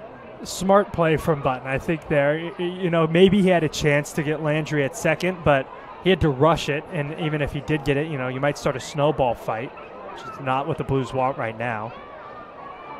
The confidence fragile right now after a leadoff error from Gavin Smith at third base. Defense walking on eggshells right now. 1-1. This one hit high in the air, but not playable into the Legends bullpen for strike two. And when you have many errors happen frequently, and then you get one in the inning, it's hard not to go, oh, here we go again. Yeah. I just overall like the play because there was a better likelihood that Landry was either going to be safe or you were going to commit an error than you were going to get him out. 1-2. Anderson sends it straight back. We'll do it again at a ball and 2 strikes. I think it was just a good decision, risk-reward analysis, just realizing that the risk was not worth the reward. Agreed. That's the type of veteran leadership that Button can give you behind home, calling the pitches in today's game. That's why we're glad to have him back here on the Central Coast this summer. 1-2 to Anderson. This is low and inside. Ball gets away. Runners thought about taking off, but each retreat back to their bags. And again, you just talk about the experience of Nico Button, how quickly he was able to pop up from the squat and from that block and get to the baseball. Even a couple of fast runners like Landry and Rabago didn't want to test it out. Especially with that turfus, it's been hard, especially yesterday, to get a grip with the cleat in the ground. But right there, he just digs in and gets to that ball quickly. Isaiah Landry at second, Austin Rabago at first. Rabago represents the go-ahead run. Couple peeks at second, now the 2-2. And Anderson leaves that pitch inside, fills it up at 3 balls and 2 strikes. A good fight here from Will Anderson. Every time York has taken a second look, whether it be at first or second, he's not found the strike zone. He needs to just rely on Button. The runners know how good Button is. They've thrown 2 pitches in the dirt and yet haven't decided to run. 3-2. Anderson scooches out of the way of a 4-seamer inside for ball 4.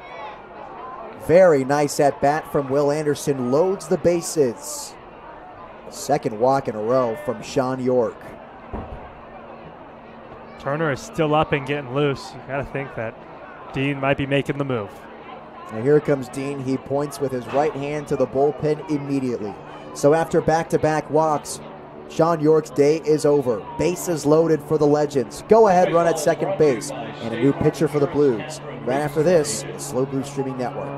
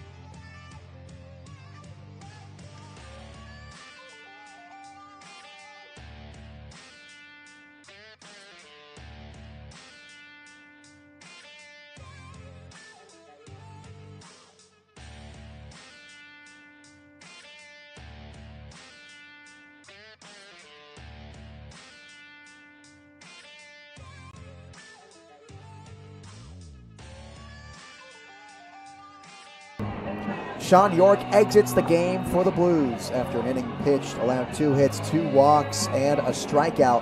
All 3 of the base runners on will be awarded to Sean York as Jaden Turner comes in to replace him, the right-hander from Allen Hancock College, who was disgusting this past week at Sonoma against the Stompers. Low 90s with his fastball with tons of arm side run, a good slider to work off of it. A couple of other off-speed pitches that just tie hitters up. He has been a really good bullpen piece for the Blues so far this summer with his 6 innings pitched. Dean Trainer's most trusted guy coming out the pen. First pitch is swung on and missed from Will Robbins at 91 miles an hour for strike 1. He comes in a tough situation, bases loaded and no outs. You're looking for a strikeout and then a ground ball double play to get out of it. 0-1. This one fouled off in front of the Blues bullpen for strike 2. Very late on that fastball, again at 91 miles an hour. Robbins 0 for 2 today after a 2 for 5 night yesterday. Also reached on an error against the Blues. 0-2. Robbins thought about chasing the high fastball but let go. 1 ball and 2 strikes. Lined out to left and grounded into a double play. That's what Robbins has produced for the Legends on offense.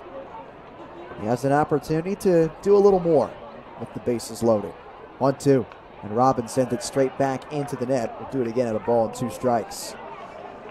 Will is coming off his true freshman season at Princeton University. Batted .259 for the Tigers and drove in 7 runs. No homers there. Had the fastball timed up.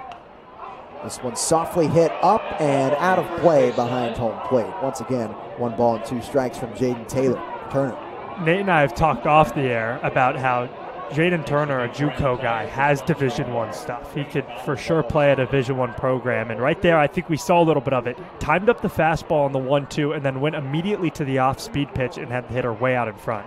1-2, fouled off the face of the home plate umpire, and he looks to be shaken up. Not wearing a helmet, he just has the mask on his hat. Button checked on him immediately as the rest of the crew comes in to check on their guy. Some athletic trainers head on out there too, and not our first time we've seen a home plate umpire get injured this summer. Matter of fact, we saw one go down with a concussion last year, and then earlier this year, a ball that bounced behind home plate caught up and caught the forearm and left a huge gash, something I've never seen before.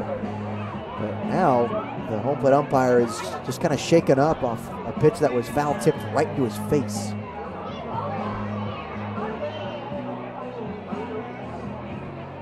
Two trainers, 2 umps, and Dean Trainer out there to talk with him.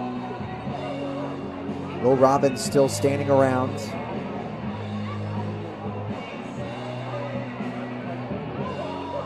Bases loaded for the Legends. Will Anderson at first, Austin Rabago at second, and Isaiah Landry at third. Speed all around, with the exception of Anderson, about an average runner. And the home plate umpire appears to be okay, and everyone retreats back to their stations. That's not an easy thing to wear either, especially if you're not wearing a helmet. Yeah, you have a metal mask on, but the baseball was coming at you at 85 miles an hour plus. I don't care who you are. That hurts. So now we're ready to go. Will Robbins in a 1-2 count against Jaden Turner. The pitch. Button blocks it, and Landry takes off towards home. The flip to the plate is not in time. Legends have tied the game on a wild pitch from Jaden Turner. Button did a pretty good job blocking that, but a slider going from left to right from Button's vantage point, it's just hard to slide all the way around that and block it onto home plate. He blocked it off to the right and it just squirted a little too far away. So now tied at 1, runners at second and third at 2-2. Sweeper missing outside, fills it up at 3 balls and 2 strikes. And we talked about it on the pregame show. 3 of the runs that came in yesterday came off a wild pitch. Yes. There's number 1 right now. 6 runs in this series for the Legends, only 1 off a hit. Payoff. This is downstairs, and that's ball 4. 3 straight walks to Legends hitters. Now it's Carter Bleeker with the bases loaded. And this just gives, the Legends so much momentum. You get a run on some errors from the Blues, and now you have them loaded with no outs. And you know that now a base hit might make this give you a 2-run lead. That was Jaden Turner's first walk of the summer. Fills the bases up in the top half of the 6th. First pitch misses low. Button smothers it. 1-0 to Carter Bleeker, who is seeing it really well this afternoon as Button heads out to the mound to talk to his right-hander. Bleeker 2 of 2 on the day. A double in the 2nd and a single in the 5th to lead it off. This is coming after a night where he went 0 for 3.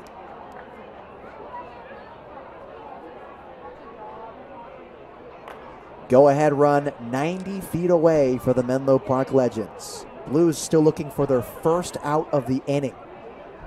Bases loaded in the top of the 6th. 1-0.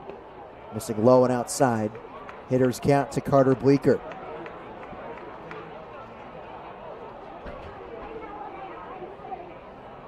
Bleeker, Reno, Nevada native from the College of San Mateo. Batted .313 his first season. 2-0 is a called strike on the lower half. 88 miles an hour, a little bit of a velo drop for Turner, maybe just trying to find his control and get it out over the plate.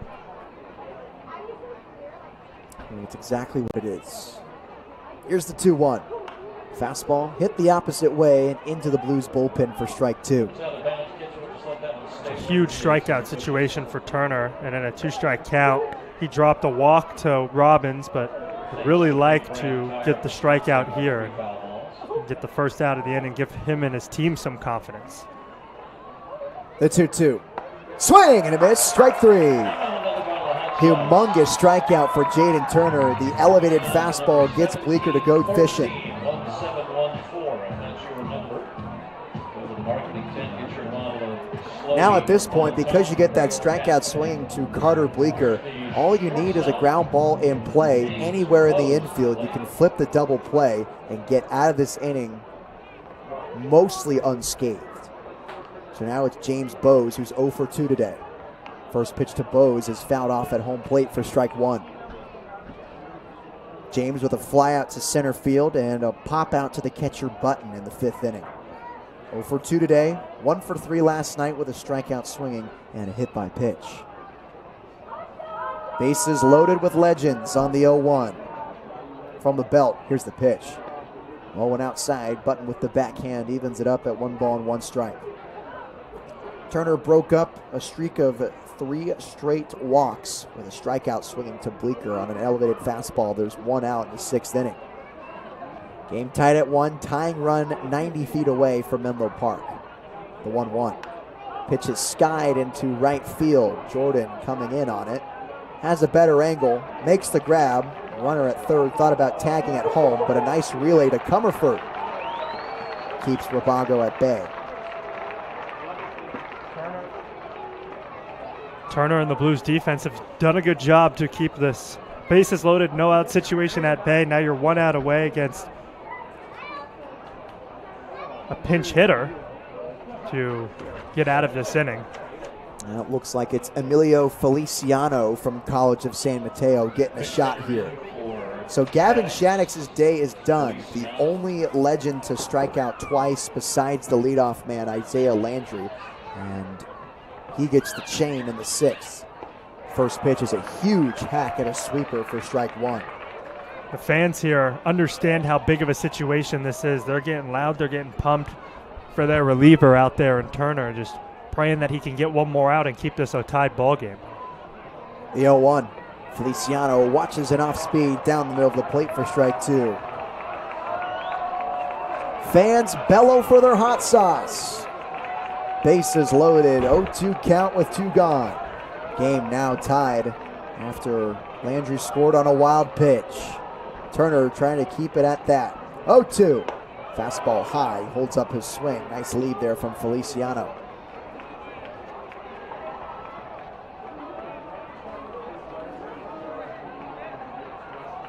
the College of San Mateo Bulldog. On the 1-2. Pitch is dribbled in front of the Blues dugout. We'll do it again at a ball and 2 strikes.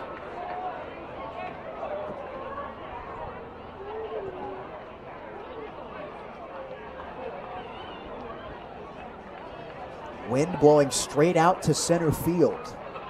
Outfielders playing back on Feliciano. 1-2. Pitch missing high and tight. Evens it up at 2 balls and 2 strikes. And a great at bat from Feliciano too, coming right off the bench, seeing a new pitcher. Yeah. Spoiling pitches you don't like. He fell behind 0-2, but then just started spoiling some pitches. He started looking at some pitches just outside the zone and he's worked himself back into a 2-2 count. The pitch. High and inside, another nice lead from Feliciano. He's not going to budge on that fastball. Full count at 3-2. Lots of action here. Jaden Turner just needs to throw a strike. Get the ball out over the plate. Let the defense work behind you. Maybe get a swing and miss from Feliciano. Rabago at third, Anderson at second, and Robbins at first. Here's the 3-2. Cued off the end of the bat and fouled off to the right. It's another good hack from Feliciano. Just fight off that changeup that I think was going to clip the outer part of the zone had he not swung at it.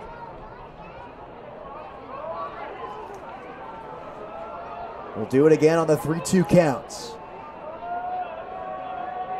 Go ahead run 90 feet away. The payoff.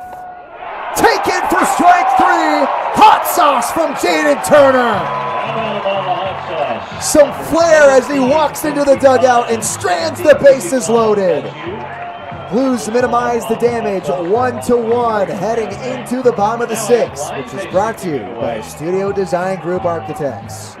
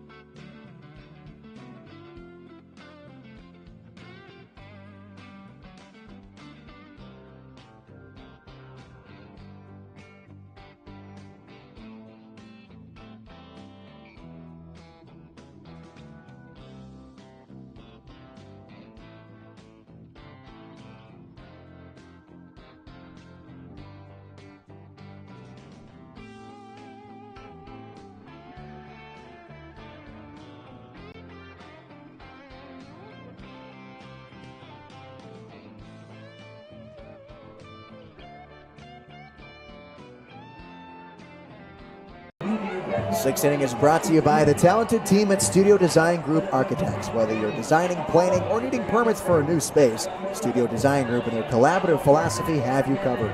Visit sdgarchitects.com to learn more. Kate O'Hara, Don Jordan, and Mason Ashlock do up in the bottom half of the 6th in what is now a tied ball game with the Menlo Park Legends. First pitch to O'Hara misses inside for ball 1. Sean York started out the 6th inning, and after a leadoff error by the third baseman Smith and back-to-back walks, a run came in to score on a walk as O'Hara hits this one high in the air to left field. Via covering a lot of ground, and he won't get there. O'Hara rounds first, rounds second, and he'll throw on the brakes at second. Leadoff double for Cade O'Hara, a towering shot off the wall and left. It's a great start to the inning for the Blues. They just gave up a run, and they're looking to get it right back. Tex over at first likes it, and I'm sure Cade loves it, his first extra base hit of the summer. And you go. 2 extra base hits in the ball game for San Luis Obispo, and this one leads it off here in the 6th inning for the Blues. And here's number 18. So here's Don Jordan now with a chance to take the lead for the Blues. The team leader in doubles. Tied at first with Mason Ashlock, who stands on deck. One peek at second, now the pitch. Jordan cranks this one to left field, but foul. Didn't miss by much. Don Jordan had that pitch all sorts of timed up. 102 foul. That's the hardest hit ball of the summer, and it was just unfortunately not straightened out. 1-1 game. O'Hara with a leadoff double at second base. The 0-1 to Don Jordan, and O'Hara had that read like a book inside move. There was no throw to the bag.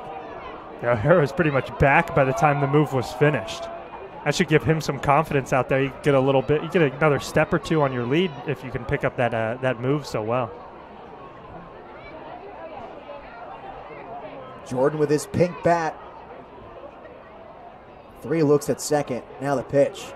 0-1. He straightens this one out into left field. Shattuck's at the warning track. He runs out of room. He leaps and makes the catch. O'Hara tags from second into third on a spectacular grab from Shattuck's and left. 95, and I believe that's actually Feliciano out there now. So he comes into the inning, and his first play that he has to make, he's leaping off the wall and making a beautiful grab on a ball that was hit 95. Don Jordan with a 102 foul ball and a 95-mile-an-hour fly out to a 360-foot fly out. Feliciano had a great at-bat when he came in last inning and just made a great play defensively. Here's Ashlock. First pitch to him, misses inside, ball 1. Well, a nice job from O'Hara, too, tagging from second and advancing to third. Now the go-ahead run is just 90 feet away for Ashlock. All he has to do is just put the baseball in the air somewhere in the outfield for O'Hara to tag and score. 1-0. Nation spits on this one in the dirt. 2 balls and no strikes now. Hitters count to Mason Ashlock, who can hit the ball as hard as anyone on this team. You talk about high exit velocity. Ashlock is right in that camp. They bring the infield in, leaving 2 gigantic gaps on the right side and right back up the middle because the shortstop is shaded so far over. Ashlock, a violent hat, had a elevated fastball, 2-1. He wanted all of that pitch right there. Yeah, and in a normal college game, if I were the coach, I would say push bunt it through the left side or through the right side. That hole is so big, it's going to score a run. 2-1 and off speed in there for a strike. But in summer ball, you let the kid swing. Exactly. So now Ashlock in a 2-2 count. Gavin Smith on deck. Go-ahead run is at third base, and Kate O'Hara infield playing in with 1 out. The pitch. Ashlock dances out of the way of a pitch missing inside, fills it up at 3 balls and 2 strikes.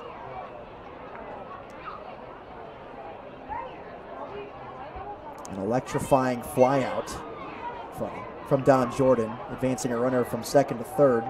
And now Ashlock's job to bring him in. The payoff. And Mason puts it on the ground left side. The third baseman Bleeker bobbles it, now throws it over to first in time to retire Ashlock. O'Hara stays at third base.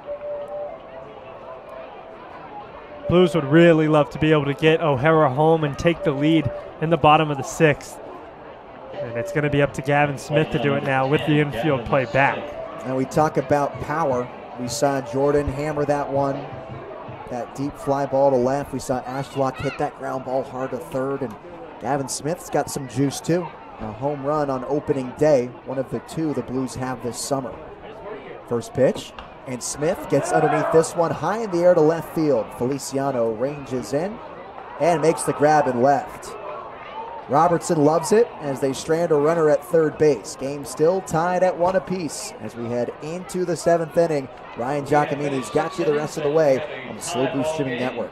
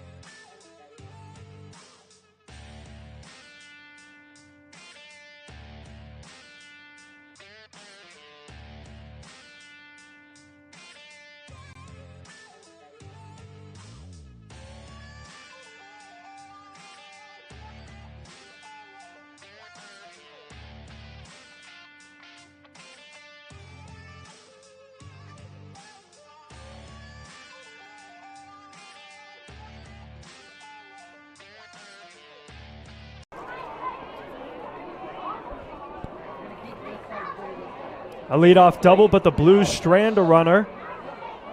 As first pitch from Jaden Turner to Cowens is a broken bat to Smith. Comerford with the scoop over at first. One pitch, one out for Jaden Turner after working himself out of a bases loaded, no out situation in the sixth, relieving Sean York, whose final line is 1 inning, 2 hits, 1 run unearned, 2 walks and a strikeout. And that was a big moment, straining those runners in that inning. Jaden Turner liked it a whole lot, especially when you get a strikeout to end it. And how about that play at first base for Brendan Comerford? He's not a primary first baseman. Matter of fact, maybe played an inning at Ohlone College, and he's looked great over there. Bunt from the 9-hitter Villa and no play at first base. Gavin Smith, playing back almost near the outfield grass, had no chance. It's a 1-out bunt single for the Legends as they look to take the lead here in the 7th after scoring and to tie it in the top of the 6th. How about the wheels from the 9-hole hitter Villa? He was booking it down the first base line. Excellent bunt, probably the best we've seen all summer, honestly, and great hustle going down to first base too. That's the go-ahead run over at first for the Legends.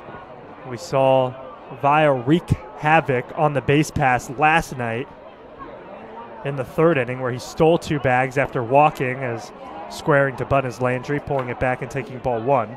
He walked in the 3rd and then stole 2 bases and then scored on a wild pitch.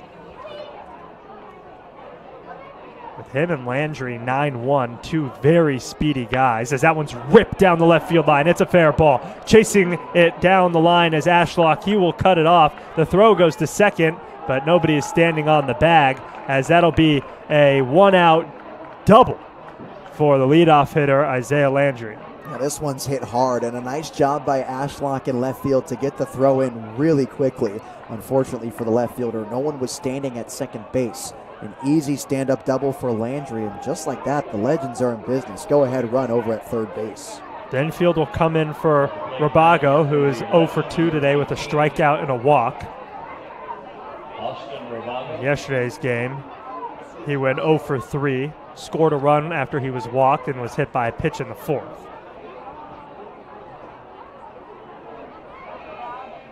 Infield comes in as the first pitch is knobbed foul. 0-1. And a right-hander getting hot in that Blues bullpen as well. That's Chase Rogers getting loose. Right now it's Turner. He's been one of the Blues' better relievers so far this year, as that one is missed way outside. No chance for Button to grab that one, and it'll be a wild pitch that scores another run. Second time this ball game the Blues have, or the Legends, have scored on a wild pitch, and they lead it 2-1. Yeah, again, preventable mistakes, and I think Turner that time tried to locate a changeup perfectly and just kind of short-armed it and completely lost control of that baseball, sailing away from the catcher, Nico Button. Moving up to third is Landry, so the infield will stay in as the Blues still trail it, or the Blues now trail it by 1. There's the 1-1, swung on and floated foul down the left field line. And it didn't miss by much. Rabago just a few feet away from extra bases and bringing in that extra run from third. Legends already have the lead. Sure, they'd like to pour it on right now. Senior from Hendrix College, drove in 36 this last year, 85 total in his collegiate career. Looks at the 1-2 outside. 2-2. And I want Jaden Turner to find the same guy he was in Sonoma. The confidence was through the roof. And I think after you have an inning where a run scores on a wild pitch, it's hard to get back to that guy. That's his goal for the rest of his outing. That one in the dirt. That time a great stop from Button to keep it in front and keep Landry at third. As I mentioned in the last inning, now it's 7 runs scored for the Menlo Park Legends in this series, but only 1 has come on a base hit. 4 wild pitches, 2 sac flies, and then the mentioned base hit. The full count, chopped. Comerford comes home. Button's going to block it, and it's just going to chase Landry back to first base.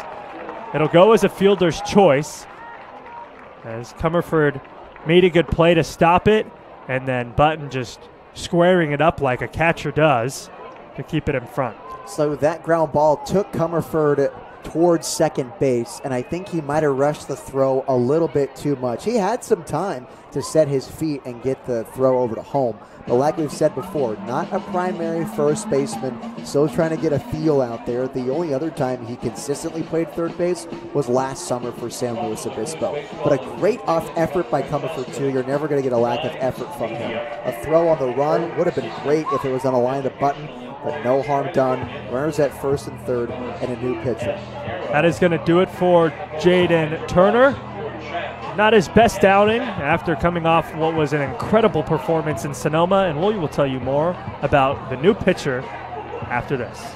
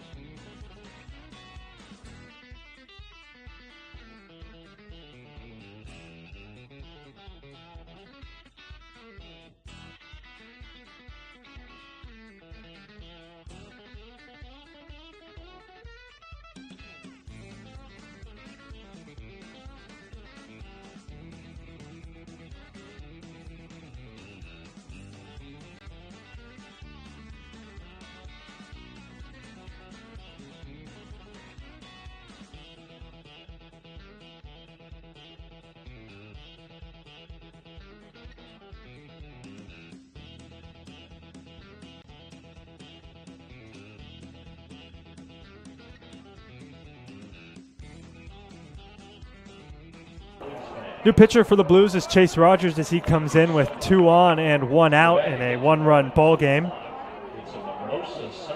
Rogers making his 3rd appearance of the summer, and in 3 innings pitched has allowed 3 hits, no runs, no walks, and 2 strikeouts. Quickly gets ahead 1-2 to the batter, Will Anderson, the best hitter on this team. And it might not be close, but he has struggled so far this series. Just 1 hit that came in the 4th inning of today's game. He's looking for another and wants to drive in a run for his team. A sidewinder gets a ball lifted into center field. Royal camps under it. The tag from third by Landry, no throw. It'll be a 3-1 ball game on the sacrifice fly from Will Anderson. 2 days, 2 sacrifice flies for Will Anderson extends the lead for the Menlo Park Legends, 3-1 over the Blues. They do collect another out, though. Just one more out closer to get the bats back in the hands of San Luis Obispo. Nothing E.J. Royal could do there either. It's a long throw from center field, especially with how big this outfield is at Sinsheimer Stadium. There was never a chance to get Landry out.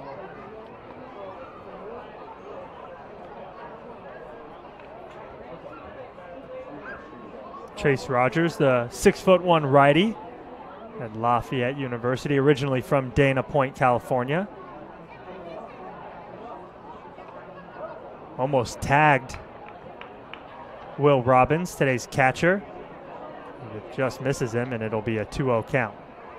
Robbins, a hitless day today. He did walk in the 6th, part of a strand of 3 in a row in that frame. Runner goes. Button's throw down to second is offline. Suzuki can't stop it. It's going to be an error, a stolen base, and then an error as the runner moves up to third. Another error. It's a snowball fight. Luckily, Rogers was ready and behind Gavin Smith, backing him up. 180-foot stolen base for Rabago. Yeah, luckily Rogers with the headsy play to back up third base on that throw from Suzuki at second. And just 2 air mails. Puts a runner on third down. 2-1. Misses down and in. 3-1. Now a little bit of a trickier situation for Rogers. He's an out away from getting out of this inning, but the runner now stands just 90 feet away from scoring and extending this lead to a 3-run ball game. The 3-1 is a called strike to bring the count full. It's a big pitch here for Rogers. And 2 outs, trying to get out of this jam. Here's the delivery, swung on and chopped to third. Smith gets a weird hop, but able to glove it. The throw over to Comerford on the money. The Blues get out of the inning, but they give up 2 runs and are trailing for the first time in today's ball game. The bats will come back up. It'll be Comerford, Suzuki, and Button. As I remind you that this half inning is brought to you by SLO County Golf. With their version of Take Me.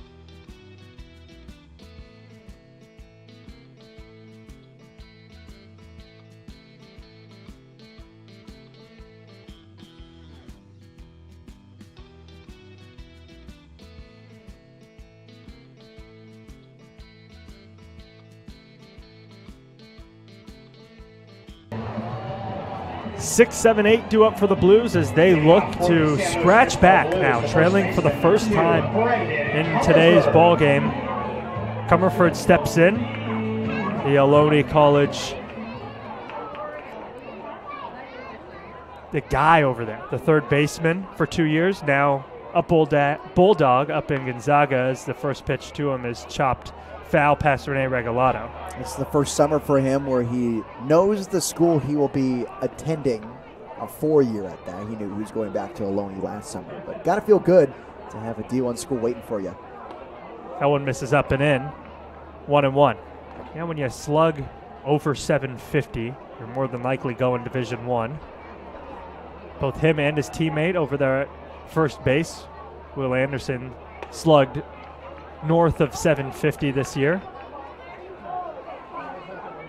Talked about it yesterday, but just what a 1-2 punch they had over there at Ohlone. You got to think those guys are hitting 3 and 4 every night and just driving in runs left and right. Another pitch high and tight to Comerford. He ducks out of the way and is ahead 3-1. Blues would take a leadoff walk as they're just looking to get some of these runs back. The wind and the pitch. Another pitch inside. 5-pitch walk to Brendan Comerford to lead off the inning. They'll advise they could come back to haunt you as Kosei Suzuki is going to look for his second hit of the summer. Kosei Suzuki. Yeah, there's the go-ahead runner coming up to the plate, and there might be a new pitcher coming into this ball game for the Legends. I think it is going to be a new pitcher. Quinn Robinson.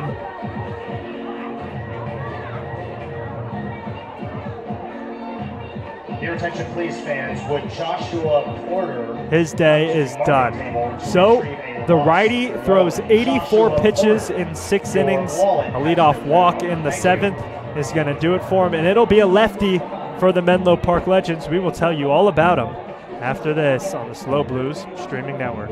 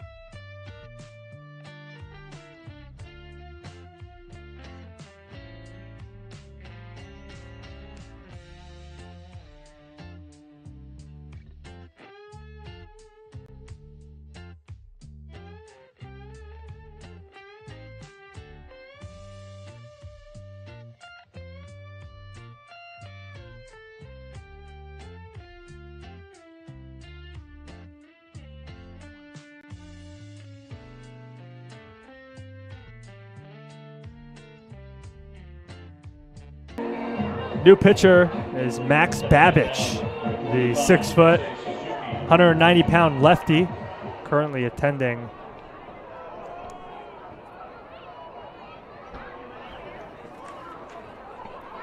Milwaukee School of Engineering. Did not play this, or excuse me, as the first pitch to Suzuki is popped up behind home plate. 1 pitch, 1 out for the new noodle. Not what Suzuki was looking to do, obviously. It wasn't a pitch that he can crush. It was a fastball up and inside, out of the strike zone. He tried to suck his hands close to his body and just popped it up to the catcher, Robbins, for the easy first out. Last season at the Milwaukee School of Engineering, the lefty threw 22 2/3, the 4.76 ERA, in his 12 appearances. 20 walks to his 21 strikeouts. Gave up 5 extra base hits, 22 total hits. Previously played at St. Louis University as he faces Nico Button and falls behind 2-0.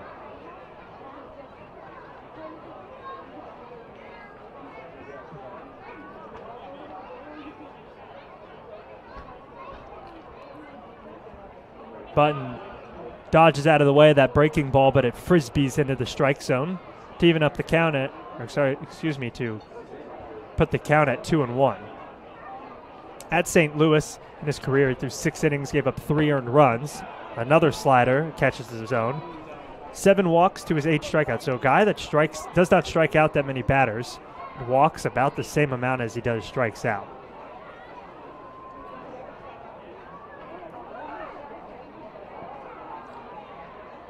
Button gets another breaking ball and fouls that one back into the netting to keep the count at 2-2. Comerford walked to lead off the inning. He still stands on first base with his teammate Will Anderson holding him on. I should say former teammate, both of them committing to Division I schools. Button watches that fastball, did not miss by much, but the count runs full. It really didn't. Thankfully, Nico Button got a call that time, and I'm not sure he was so confident in that take two. He might have been wincing to hope it was a called ball, and it sure was. full count, almost hits him. Button works back into the count and draws a one-out walk. There's 2 on now for Caden Cuccia. Nico Button hasn't had a chance to put a ball in play yet. 3 plate appearances as a Blue in 2025, 3 walks. Just working good counts and getting on base, providing for his team. See what the Blues can do with it, if anything, here in the 7th as they trail for the first time by 2 runs. 1 in the 6th, 2 in the 7th, after being up 1-0 since the bottom of the 4th inning. Cuccia squares to Button. He gets it down. It's a good one.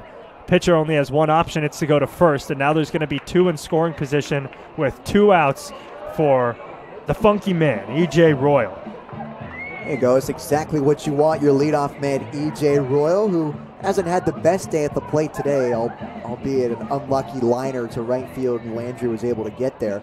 But Royal is as good at putting the bat to ball as anyone on this roster. He'll find a way to find some real estate. It could be 95 miles an hour. It could be 68 miles an hour. Hasn't had a lot of at-bats against left-handed pitching so far this season, but gets one right here. First pitch slider right out over the plate for strike 1. Seems to be the go-to pitch.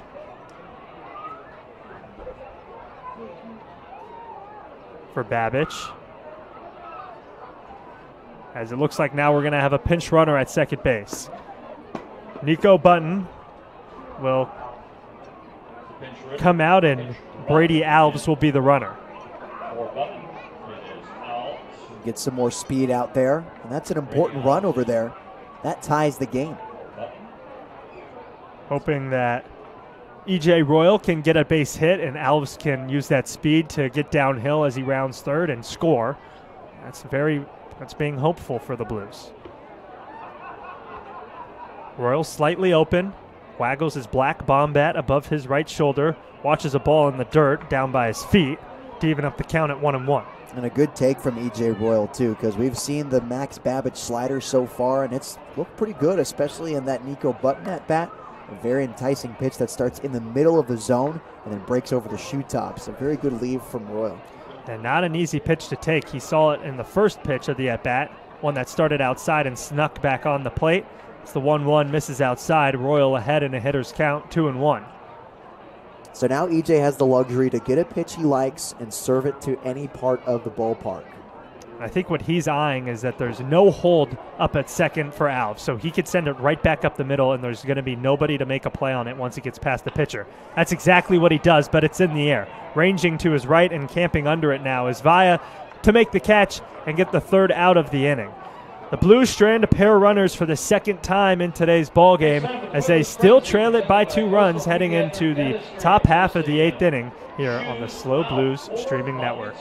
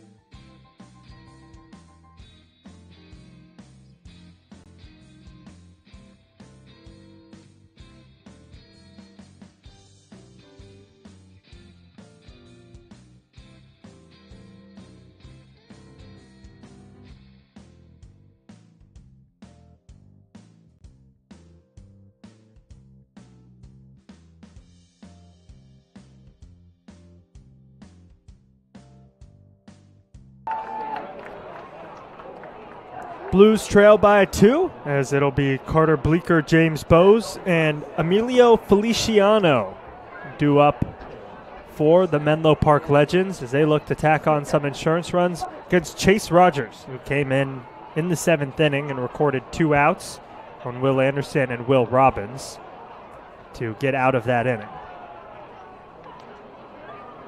Looking to keep the lead for the Legends right where it is and get the bats right back up. That one misses inside. The Blues have not scored since the 4th inning. However, their offense is starting to put some base runners on. A leadoff double in the 6th, a couple of walks in the 7th. So base runners are there. Just the hitting with runners in scoring position has not been on for the Blues today. It really hasn't, and I guess they'll sacrifice that for the amount of strikeouts they put up last night to the tune of 15. Only 2 tonight for this Blues offense. That one is chopped on the ground slowly. O'Hara has to charge it on the run to Comerford. It's a strike for the first out of the inning.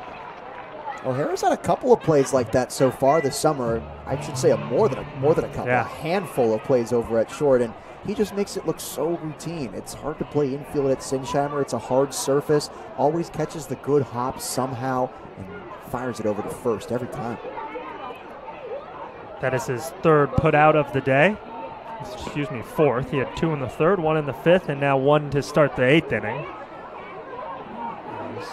Rogers has a little bit of momentum going now as the first pitch to Bowes is slapped into right field. That's going to be a base hit. Jordan cuts it off. Strong throw into second, testing the arm of Jordan. The tag, not in time. Throw was on the money, but just barely late as Bowes slides in with a 1-out double. There's not much that Jordan can do on that play right there. He got a good angle on it. He's got a lot of speed. It was a sinking line drive down the right field line. He did the right thing. The throw was good. He kept it low. It's better to have a low throw than a high one. Good play by Jordan. Now a runner in scoring position with just 1 out. You know, he also on that throw, all of his momentum is taking him towards the foul line, and he has to shift all of his weight and throw it to second. And it was a really good throw. It was on the money. Just got ate up a little bit in the outfield grass as it skipped into second, and it was just a half second too late. That one is now on a rope to center field. Royal will range to his right and make the grab for the 2nd out of the inning. That's a huge 2nd out off the bat of Emilio Feliciano, who, man, has just done a nice job coming to this game late. He caught a barrel in this at-bat. He made a nice play in left field after staying on the bench. But more on that Don Jordan play down the right field line. When all your momentum is going away towards where you want to throw and you're playing in right, what they teach you is to spin when you have the baseball. Ranging to your left side when you're in right, that being towards the right field line, you're taught to spin, and this is if you're a right-handed thrower like Jordan is too. Spin, and it's easier to shift the momentum going back into the infield. Jordan did exactly what you're supposed to be coached, held the runner at second. Pinch hitter for the Legends, Dane Most, steps in and looks at strike 1 from Chase Rogers.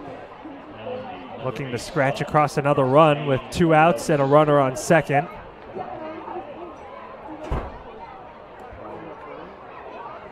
And Most from Iowa Western Community College. Swings in, cues that one foul. A career .303 batting average with 16 RBIs, has yet to hit a collegiate home run. 10 walks to his 18 strikeouts. 27 total hits, 6 of them were extra base hits, all doubles this last season.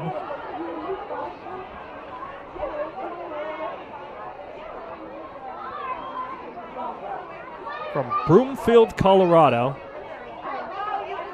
making his way to the CCL as that one plunks his front leg. A hit by pitch, the first of the day. But the Blues have given up. That'll put 2 on with 2 out for Quincy Vaya. It doesn't hurt you too bad, right? Because you get a ground ball with a runner on first now. You can go the easy way to the bag at second base. The easy way for the middle infield would just be to flip it over to that base. So it doesn't kill you, but certainly doesn't feel good for the morale if you have the HBP. Especially in a 2-strike count, you would have liked to get that third out. This one is skied high into the outfield. Racing in is Royal and Jordan. Jordan calls off everyone and makes the grab for the third out of the inning. So 2 runners stranded for the Legends, and the Blues are looking to grab the lead here in the bottom of the 8th inning. They have 6 outs to do so, as I remind you that this break is brought to you by SLO County Golf.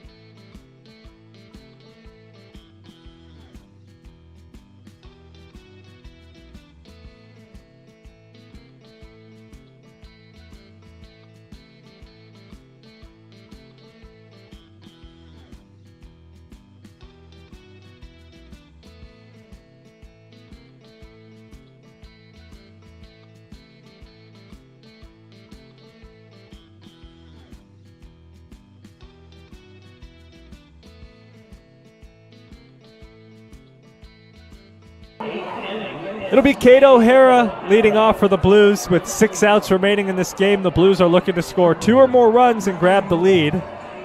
Here late in this ball game, O'Hara had a double to lead off the 6th inning. I think it was Scorch, wasn't it? Yeah.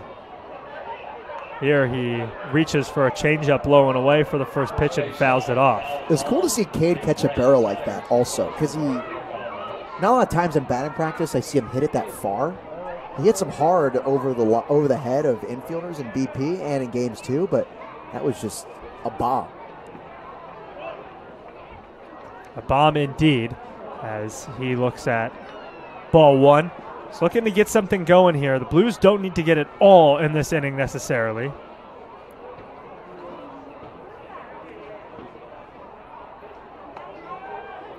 Harris stares at that one, and it's another ball low and away. Hara currently uncommitted, spent 2 years at Texas. He's both an infielder and a pitcher. He started his pitching career here actually 2 years ago in the blue and yellow. Dean Traynor was low on pitching late in the CCL summer, which is a pretty common theme. And Cade went out there and was hucking some gas, and he became a pitcher. Two-way guys, he swings and misses to even up the count at 2-2. Originally from Tustin, batting from the right side. Watches that sweeper, a good take.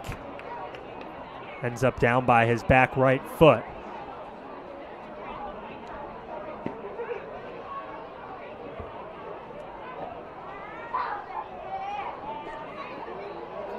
Three-two. Swung on and barreled down the line. Takes a wicked hop, but gloved by the third baseman. Bleeker, his throw over to first, gets over the head of the first baseman. Cade O'Hara rounds first and is heading for second, and he will stand there. A hit and an error for Cade O'Hara as he stands on second with nobody out. That ball was tight-roping down the third base line, and Bleeker made the throw over to first. That was a missile to Anderson at first base, just, 3 feet over its head. But if you put that on a line, that thing is gunning out Cade by a few steps, but sailed it over Anderson's head, puts a runner in scoring position for the Blues. Here's the tying run at the plate. The official scorekeepers have it as just a 2-bag error, so no hit for O'Hara, but regardless, he stands on second as Don Jordan stands in the box and serves as the tying run for the SLO Blues. Waggling that pink bomb bat, squares to bunt. Bunts it down the third baseline, foul. Don Jordan, his last at-bat, hit a foul ball home run at 102 miles an hour and then missed a home run by a few feet, and it was caught up against the wall by the left fielder, Feliciano. That was a great play, too. We were just talking about when he hit that foul ball homer, just got to straighten it out a little bit. Literally the very next pitch he did, just unfortunately, great play out and left. See if Jordan squares again here. He doesn't. Swings and fouls that one back over the netting. Right next to the VIP section here at the ballpark.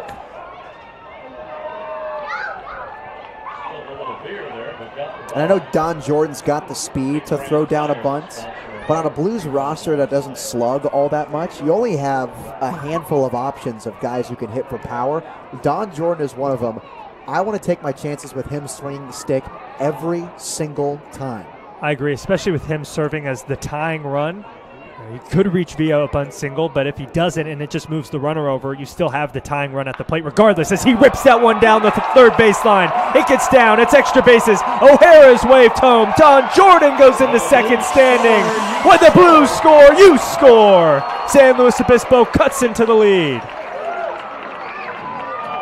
And right on cue, exactly what I'm talking about. One of the few power bats in this lineup. Don Jordan laced that liner down the third baseline. 94 miles an hour from Jordan, cashing in the second run of the day from the Blues. They bring it within one, and they have to go to the bullpen now. Don Jordan forces Max Babbage to come out of the game. They're going to go to a righty. The Blues are coming back here in the 8th inning on the SLO Blues streaming network.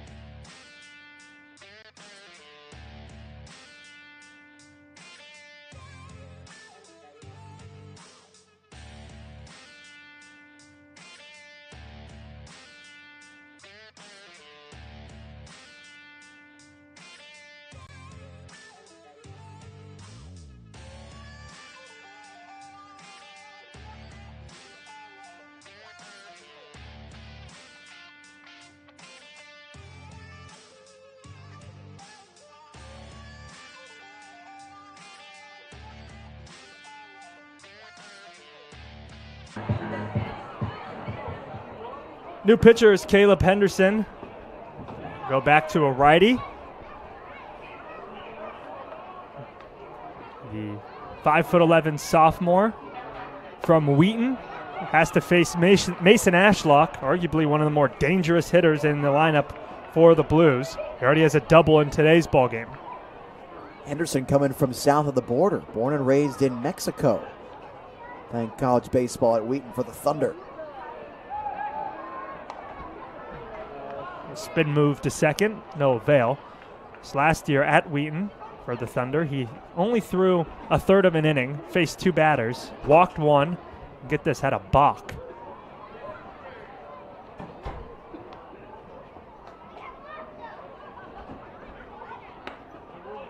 Ball 2 to Ashlock.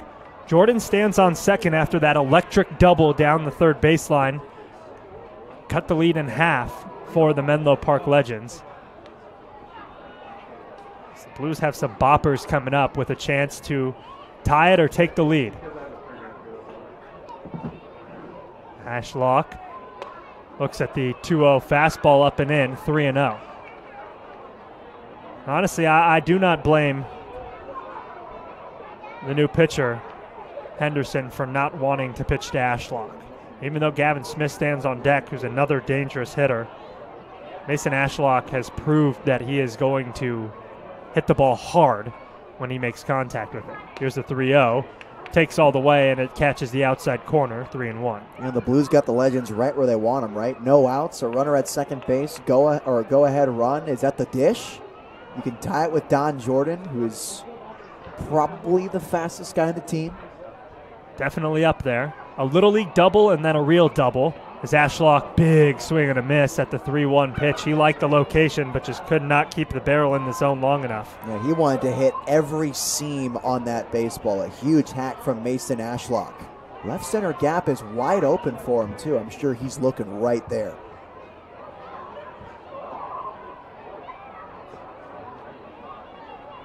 There's the full count offering, way up. Don Jordan's going to move to third on the wild pitch. Runners on the corners, and no outs for Gavin Smith. That puts the go-ahead run at first base. More importantly, still no outs in the inning. And Ashlock, not necessarily known for his speed over at first base, but certainly not a minus base runner. Plays the outfield, too.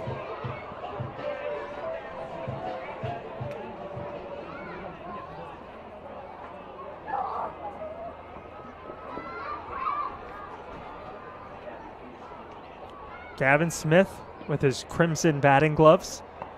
Good block behind the plate by Robbins to keep it in front as he looks at ball 1.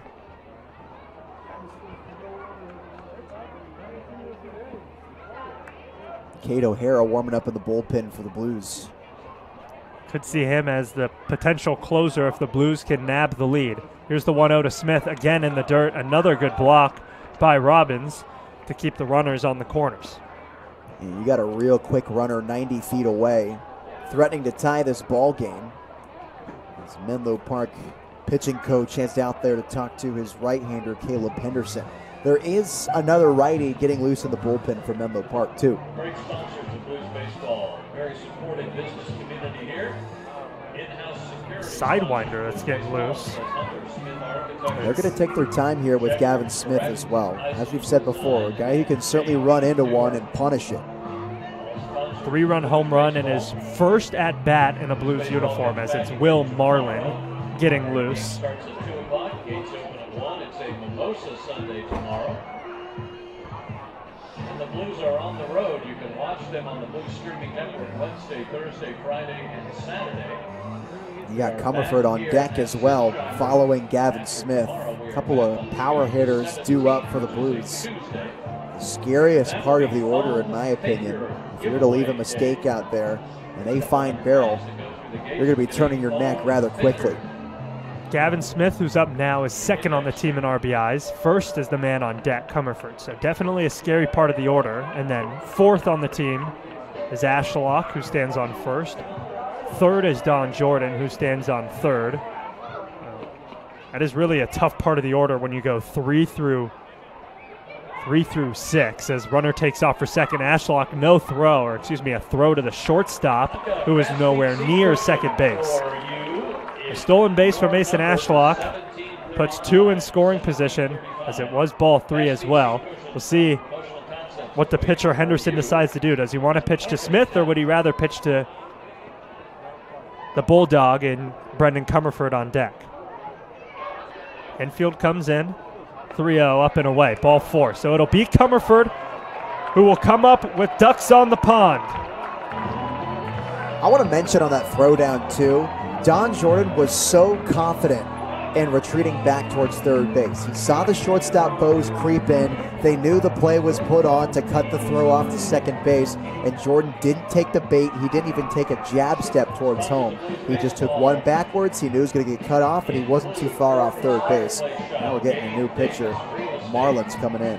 Henderson comes in, gives up 2 walks, and his day is done. The Blues have him loaded and are looking to strike here in the bottom of the 8th as they trail it by 1 on the SLO Blues streaming network.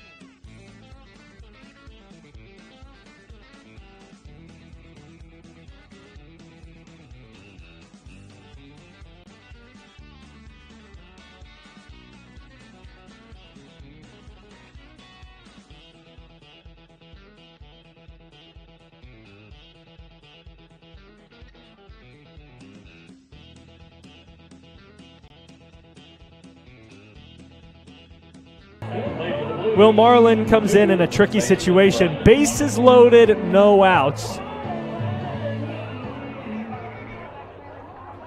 The Alvin Community College right-hander, sidewinder. You're going to see it right here, but a very low arm slot, very similar to Chase Rogers, as Comerford sends the first pitch into right field. Is it deep enough for Jordan to score? He tags. The throw goes to second, and the run will score. Comerford sacrifice fly ties it up in the bottom of the 8th. Hey, that'll do it for the Blues. They tie it up, and Comerford goes the opposite way with some giddy up. Landry could take the easy grab, and because that throw went into second base, Jordan scores with ease. Probably would have scored easily anyways with how fast he got off third base. Now it's Kosei Suzuki. Popped out to the catcher on 1 pitch his last time. Looking to be more productive as he ropes one into left field. Grounding third and heading home. Ashlock is going to score. The Blues take the lead. 3 runs in the bottom of the 8th, and the Blues grab it back. First big moment for Kosei Suzuki's Blues career. We've been anticipating it for these past few games based on how he played in JUCO, and he comes through with a base hit through the 5-5 hole here. Blues take the lead 4-3. A guy who banged at Community College this last season at Frank Phillips, committed to play Division I ball. And that was his big moment. His second hit of the summer is an RBI base hit in the 9th to give the Blues the lead. Now it's Cam Andrews getting his first at-bat of the day. They're taking over defensively for Nico Button. Last night, Cam Andrews went 0 for 2, a strikeout and an RBI walk in the 6th before being replaced in the 8th inning.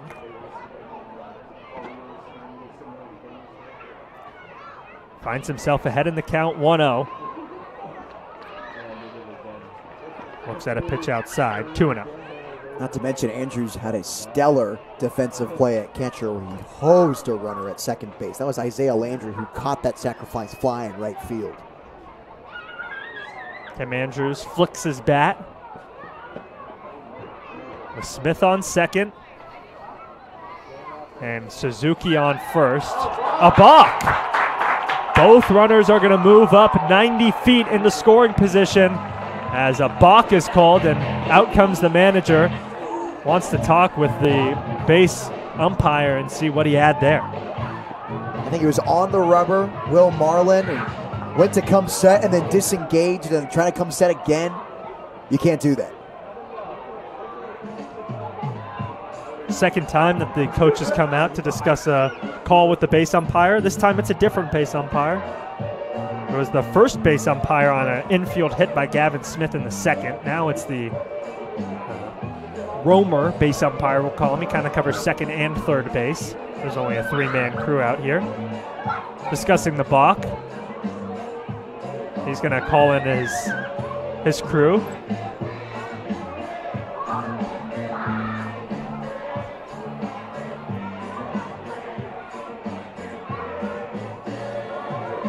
To me, it did look like a balk. Balks are kind of just those things you know when you see them. Yeah. And there was something funky going on with how Marlin engaged then disengaged. And I think everyone in the building knew immediately. It's kind of just one of those things where you're trying to give your team the best possible situation if you're speaking from the perspective of the Menlo Park manager. If you feel like you can argue it, why not? Taking a look at it again, it looks like he comes set, takes a look at second base, and then he kind of flinches his shoulders. He waggles his shoulders back and forth, and the umpires must have ruled that that was his movement home.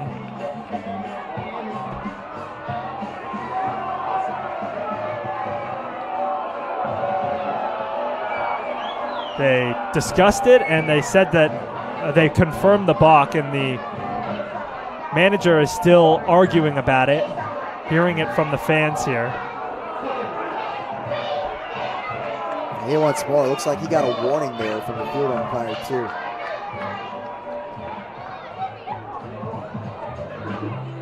So Cam Andrews ahead in the count, 2-0, with two runners in scoring position and one out. The Blues grabbed the lead back in this inning. A three-run bottom eight. Started with an error, then an RBI double from Don Jordan, two walks, a sac fly, and then an RBI base hit from Kosei Suzuki. Infield comes in. Cam Andrews looks at a sinker on the outside part for a called strike, 2-1. A real nice pitch on the 2-0 as well. If I'm Andrews, I don't blame him for taking that. That's a pitch you don't want to mess with in a 2-0 count. You have the luxury of swinging at one you love. That pitch is just too good to take your chances out in that count.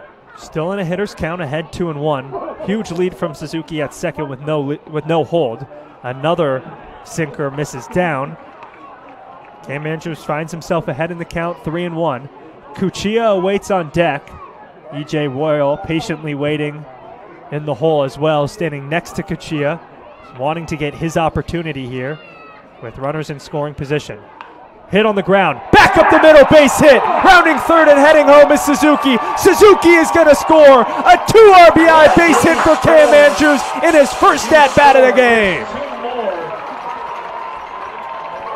That's called being ready coming off the bench, folks. Andrews, with about a 75% hack at that pitch, just trickles a ground ball through the infield, just enough past the dive and reach of Bose, extends the Blues lead 6-3. This is the kind of inning they have been searching for these past 3 games. They're getting it done on their own accord. Plenty of hits, and Andrews knew that he didn't have to swing fully with the infield in. He just poked it past in an open spot, as that one's going to get away from the catcher Robbins, and Andrews is going to move up to second. He's thinking about third, but he'll take a huge round and then stay at second base. But another runner in scoring position. As I was saying, he knew he didn't have to hit the ball hard with the infield in, so he just threw the barrel out there, put it in the exact spot he wanted it to, and comes away with a 2 RBI base hit. back-to-back days with an RBI for Cam Andrews.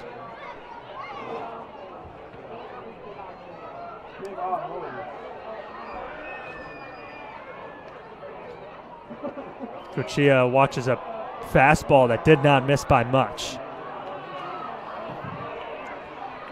If I'm Caden, I just want to keep the line moving. Still got 2 outs to play with, only 1 gone in the bottom of the 8th inning. Just keep adding on. He knows what he's best at, putting the ball in play. There's plenty of green grass out there for him. That one, similar spot, but finds the zone for a strike.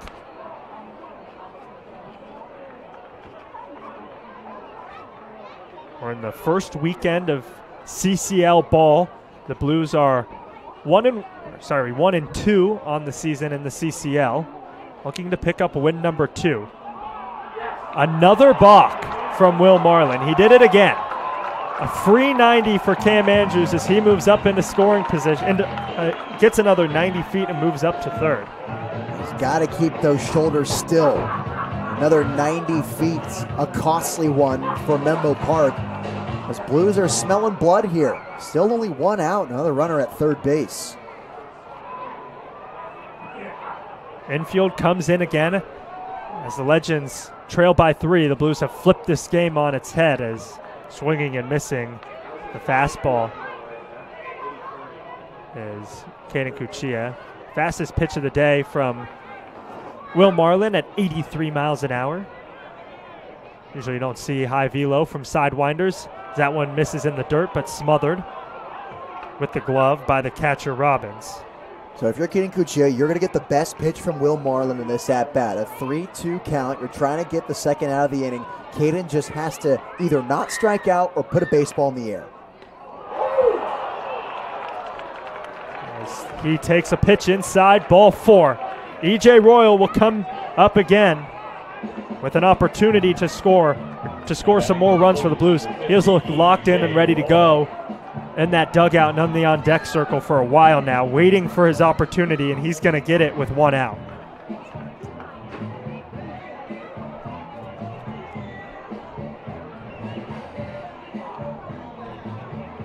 Man for the job. Rene Regalado, the third base coach, firing him up. Murray's on first and third. He's been in situations like this before. This one is hit well into center field. Is it going to be deep enough? Racing in and making the grab is the center fielder. His throw is errant. It's a sac fly for E.J. Royal. Blues tack on another one, and they lead it by 4. Now this inning's got to feel real good for the Blues. E.J. Royal off the end of the bat. High blooper, falling fast. Via with good speed. He had all the momentum going home. He just couldn't hold all of that power in his throw.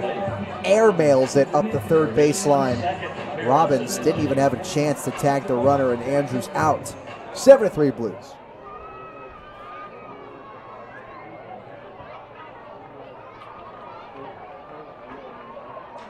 This one is hit.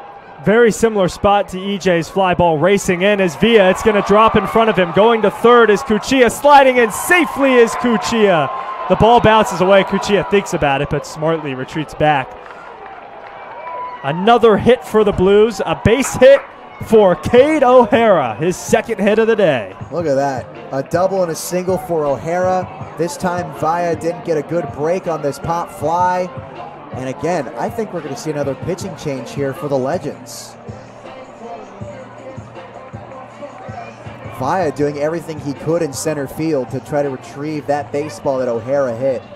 But just too much bloop on it. Couldn't get there in time. Smart job going to throw it over to third base, and good hustle from Cuccia as well. A clean head first slide. The throw is just a little offline.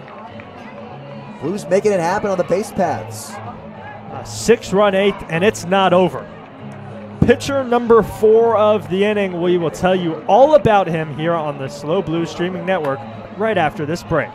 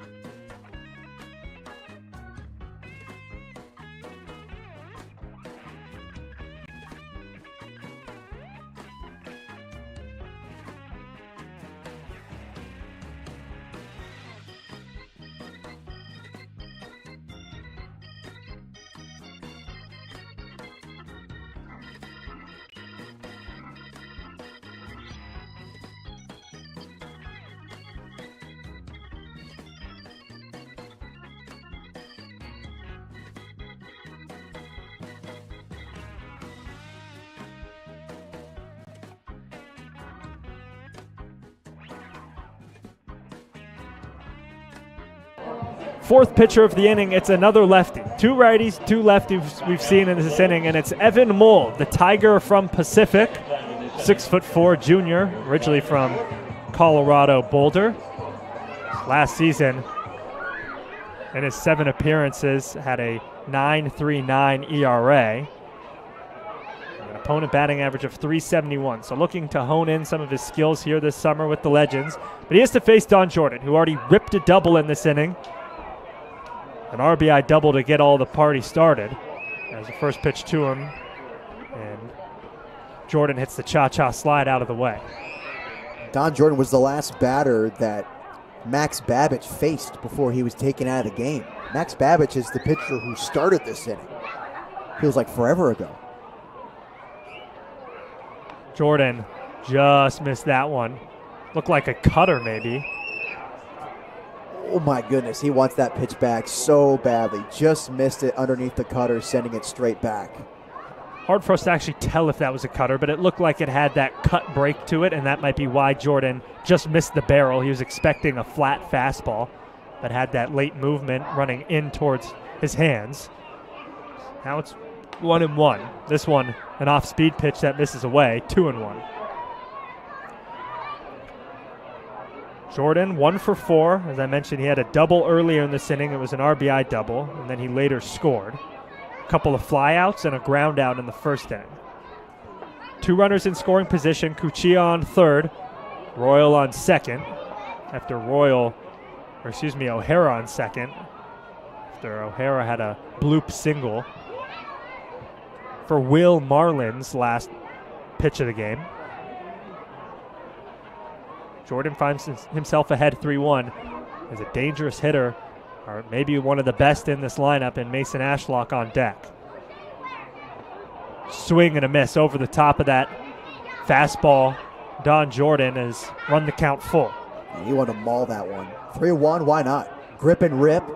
One of the best hitters counts you could be in. I like 2-0, but 3-1's good as well.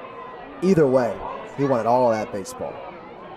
Full count, 2 outs, 2 runners on. Blues lead it by 4. Jordan swings, nubs this one off the end of the bat. Anderson is going to field it with his foot on the base and tag the bag for the 3rd out of the inning. But the Blues score 6 in the 8th and take a 4-run lead into the 9th inning with 3 outs to go. They're looking for their 2nd CCL win of the summer heading into the 9th. We'll see if it's a new pitcher or if it'll be Chase Rogers to close it out here on the SLO Blues streaming network.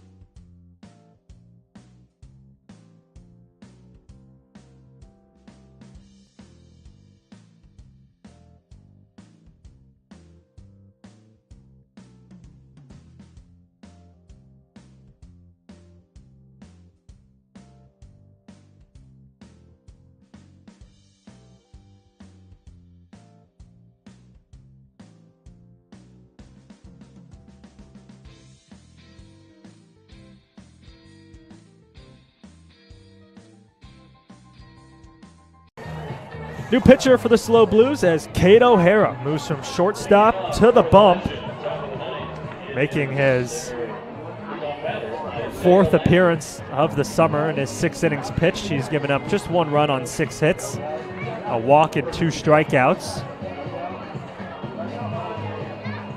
I mentioned earlier when he was batting that he became a two-way guy with the Blues a couple years ago. UT Austin used him as a two-way guy this last season. Now in the portal, looking for a new place to call home. And he doesn't care whether he's pitching or hitting or both at his new home. His first pitch is a pumped-in fastball at 90 miles an hour. He's looking to get the final 3 outs and give the Blues a win, their second of the CCL summer. As that one is chopped by Landry, gloved on a hop by Smith. The throw is offline. Comerford tries to tag Landry, but it pops out of the glove. Another error on the Blues, their third of the day.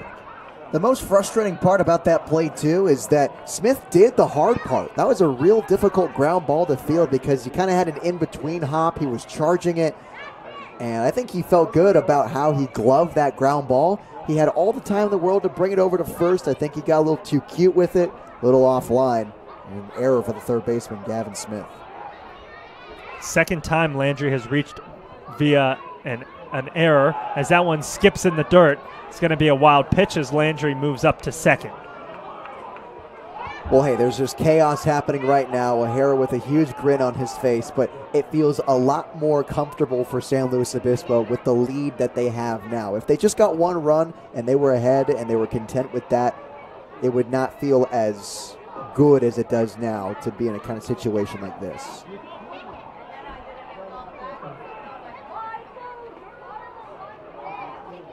Dancing off second is Landry, as swinging and missing at a 90-mile-an-hour fastball, and it actually was foul-tipped off the thigh of the catcher, Andrews, who will just take a quick breather. O'Hara can pump it too, man. This isn't just some story of, oh, this hitter turned pitcher, so cool. No, this is a guy who competes with SEC batters at Texas, and he can run it up there up to 92 miles an hour. He's got a wicked slider too, lots of arm side run. The kid's no joke, and last time he was out there was against the Sonoma Stompers in Game 2. Pitched in 3 innings, allowed 4 hits, 1 earned run. It was a homer, no walks and no strikeouts. Looking to clean up this game with the final 3 outs. Unfortunately, not a save opportunity for number 1. There's that wicked slider, and it's pulled foul to give O'Hara the advantage, 1 and 2. The thing with Cade O'Hara, too, is that his fastball is so heavy, a lot of rotations per minute. He throws it hard in the low 90s, and the hitters, all they really need to do is just throw their barrel at it, and his pitch is going to supply most of the power. That's what happened to that home run he gave up in Game 2 against the Stompers. Here's the 1-2 in the dirt and blocked by Andrews.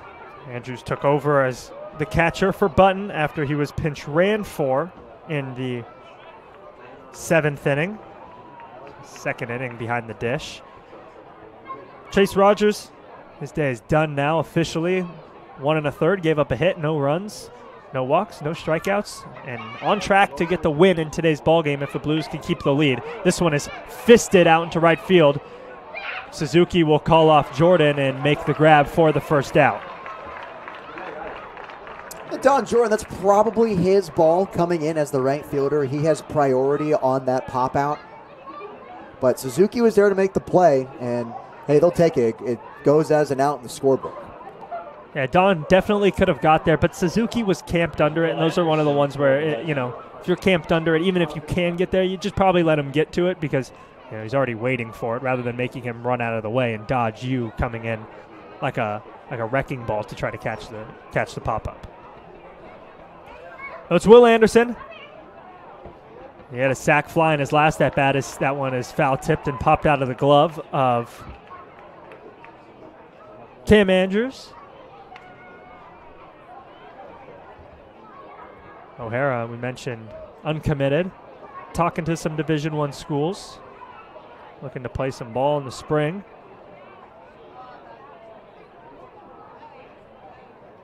Anderson, a wide stance, slightly open, swings and fouls that one back to the netting. 0-2 as fans bellow for their hot sauce. They're looking for bottle number 9 on the night.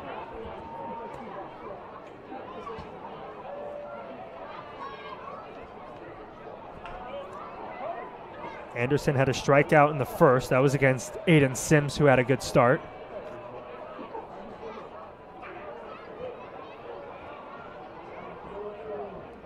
O'Hara, second peek at second, pumps in a fastball that just misses outside. Good job by Andrews to frame it. The fans here wanted strike 3. Yeah, it didn't miss by much. O'Hara just painting the outside corner, just couldn't get the call that time. Good pitch from Cade. Temperatures now in the low 60s as the Blues are looking to pick up win number 8 on the season and number 2 in the CCL. Swing and miss. Hot sauce for a fan as Will Anderson goes down swinging for the second time tonight. I got to say, the most impressive thing the Blues have done this weekend was contain Will Anderson. I mean, there's still another game tomorrow against the Menlo Park Legends, but so far in 1 and 2, Will has just been shut down.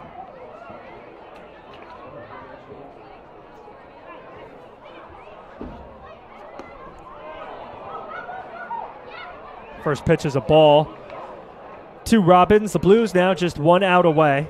Robbins lined out in the second, grounded into a 5-4-3 double play in the 4th, walked in the 6th, and grounded out to 3rd in the 7th as he watches a fastball in the outer half for called strike 1.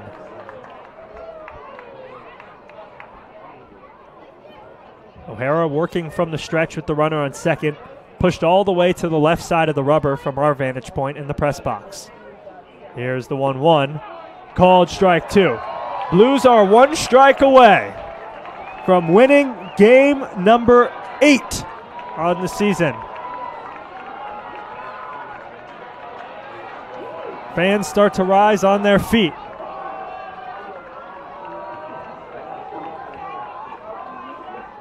Here's the pitch, swung on and chopped to 3rd. Ardois, who took over, makes the throw to first. Comerford can't pick it. A run is going to score. A throwing error on Sam Ardois, who took over defensively for O'Hara when O'Hara came to the mound. Ardois tried to fire that one to the first baseman, Comerford, but just yanked the throw at Comerford, who was forced to pick it. And I think it took a hop he was unexpecting. Instead of bouncing into his glove, it just rolled into the dirt. Legends stay alive. 4th error of the game. And Nate and I mentioned on the pregame show that the Blues had came into this game with, I believe it was 4 of their last 6 games with 3 or more errors, so make it 5 of the last 7. As Kane O'Hara gets an ugly swing from Bleeker. Bring it to 0-2. Again, 1 strike away from the win. Anderson with a medium side lead off of first.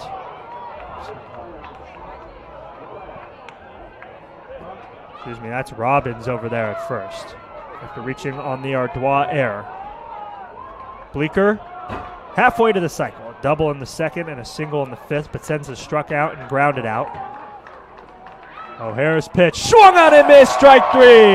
The Blues get the win. And O'Hara is chirping the dugout. He is chirping the Legends. As we'll have a fun rubber match tomorrow. The Blues win it 7-4 with a 6-run bottom of the 8th inning that propels them to victory. You know, much needed win for the Blues after the way they performed last night. The way the offense fell flat and had a reckless offensive approach. Throughout the majority of the game, the defense was doing its part as well, but it sort of folded at the end there. 4 team errors. Again, that can't happen, but luckily for the Blues, they got bailed out by a crooked number in the 8th inning. 6 runs in that frame. Couple of free ones, free ways to get on base, albeit. But the sticks finally came alive for the Blues late in this ball game. They got some walks as well after not getting a lot in the first half of this game. They capitalized on the Legends' mistakes, and they nab their 2nd CCL win of the summer. I mean, I think the difference in the errors tonight was that the Blues had 4, and the Legends also had 2 of their own that helped the Blues score a run as well. in the 4th inning. So you score a run off one of their errors, they're going to score 2 runs off 2 of your 4 errors, excuse me. But the Blues are able to get the win, tip the caps to the fan today. We're unable to do that last night for the fireworks show, and improved to 2-2 in the CCL. Rubber match tomorrow. What do you think the Blues need to clean up in tomorrow's game to get the win? I mean, don't even say it, the errors. That first and foremost, that has to be the first thing that goes. It's a lot better to be in ball games late when you know your guys behind you aren't going to make an error. And we can talk about the field all day. Every other team is playing on the same playing surface as the Blues are, and the Blues tend to make more errors than any opposing team that we have seen here at Sunshine, even when we were in non-conference play. So tighten up on the errors, continue to have approaches like you did today on offense, because don't look now, only 2 Ks on the entire afternoon. Kate O'Hara, EJ Royal. Those are the only 2 batters to strike out this afternoon. And again, a couple of real good swings for the middle of the order. Don Jordan and Mason Ashlock with extra base hits. Kate O'Hara had a double too. The farthest ball I've seen him hit, honestly. And I think if they can find that power stroke, minimize those strikeouts, and pitch the way that they did too, they'll be in a good spot. Yeah, tomorrow, going to be a good match. What do you see out of Sims tonight? First start in a Blues uniform. We're awarding him our dog of the day. What did you like from him in his 4 innings of work? I mean, was there not to like, right? Dog of the day, like you said, 4 innings, 5 strikeouts, no walks, and a hit. No runs, of course. For me, that slider is gold for him. Sims sweeper going from left to right on lefties and vice versa to righties. It is so wicked and hard to pick up. He's got the 3/4 delivery. You parlay that with the sinker, it's deadly, man. It makes complete sense why he's pitching at Texas A&M. I'm really excited to see what he can do for the rest of the summer with the Blues. He starts off on the right foot for San Luis Obispo. Blues improve to 2-2 in CCL play and jump up in the standings above the Seagulls. A couple other games around the CCL today. As I mentioned, it's opening weekend in the CCL as Crawdads won over the Merchants, and there's lots of other action around the CCL. Nate and I will talk more about that on the pregame show tomorrow, so make sure you tune in to the H&L pregame show at 1:45 tomorrow. It's a 2 o'clock start here. If you want to come to the ballpark instead, it's Mimosa Sunday. Get your tickets at bluesbaseball.com/tickets, and if not, we'll be right here. Same spot. Nate Mills, Ryan Giacomini, wishing you a great evening and another incredible Blues win.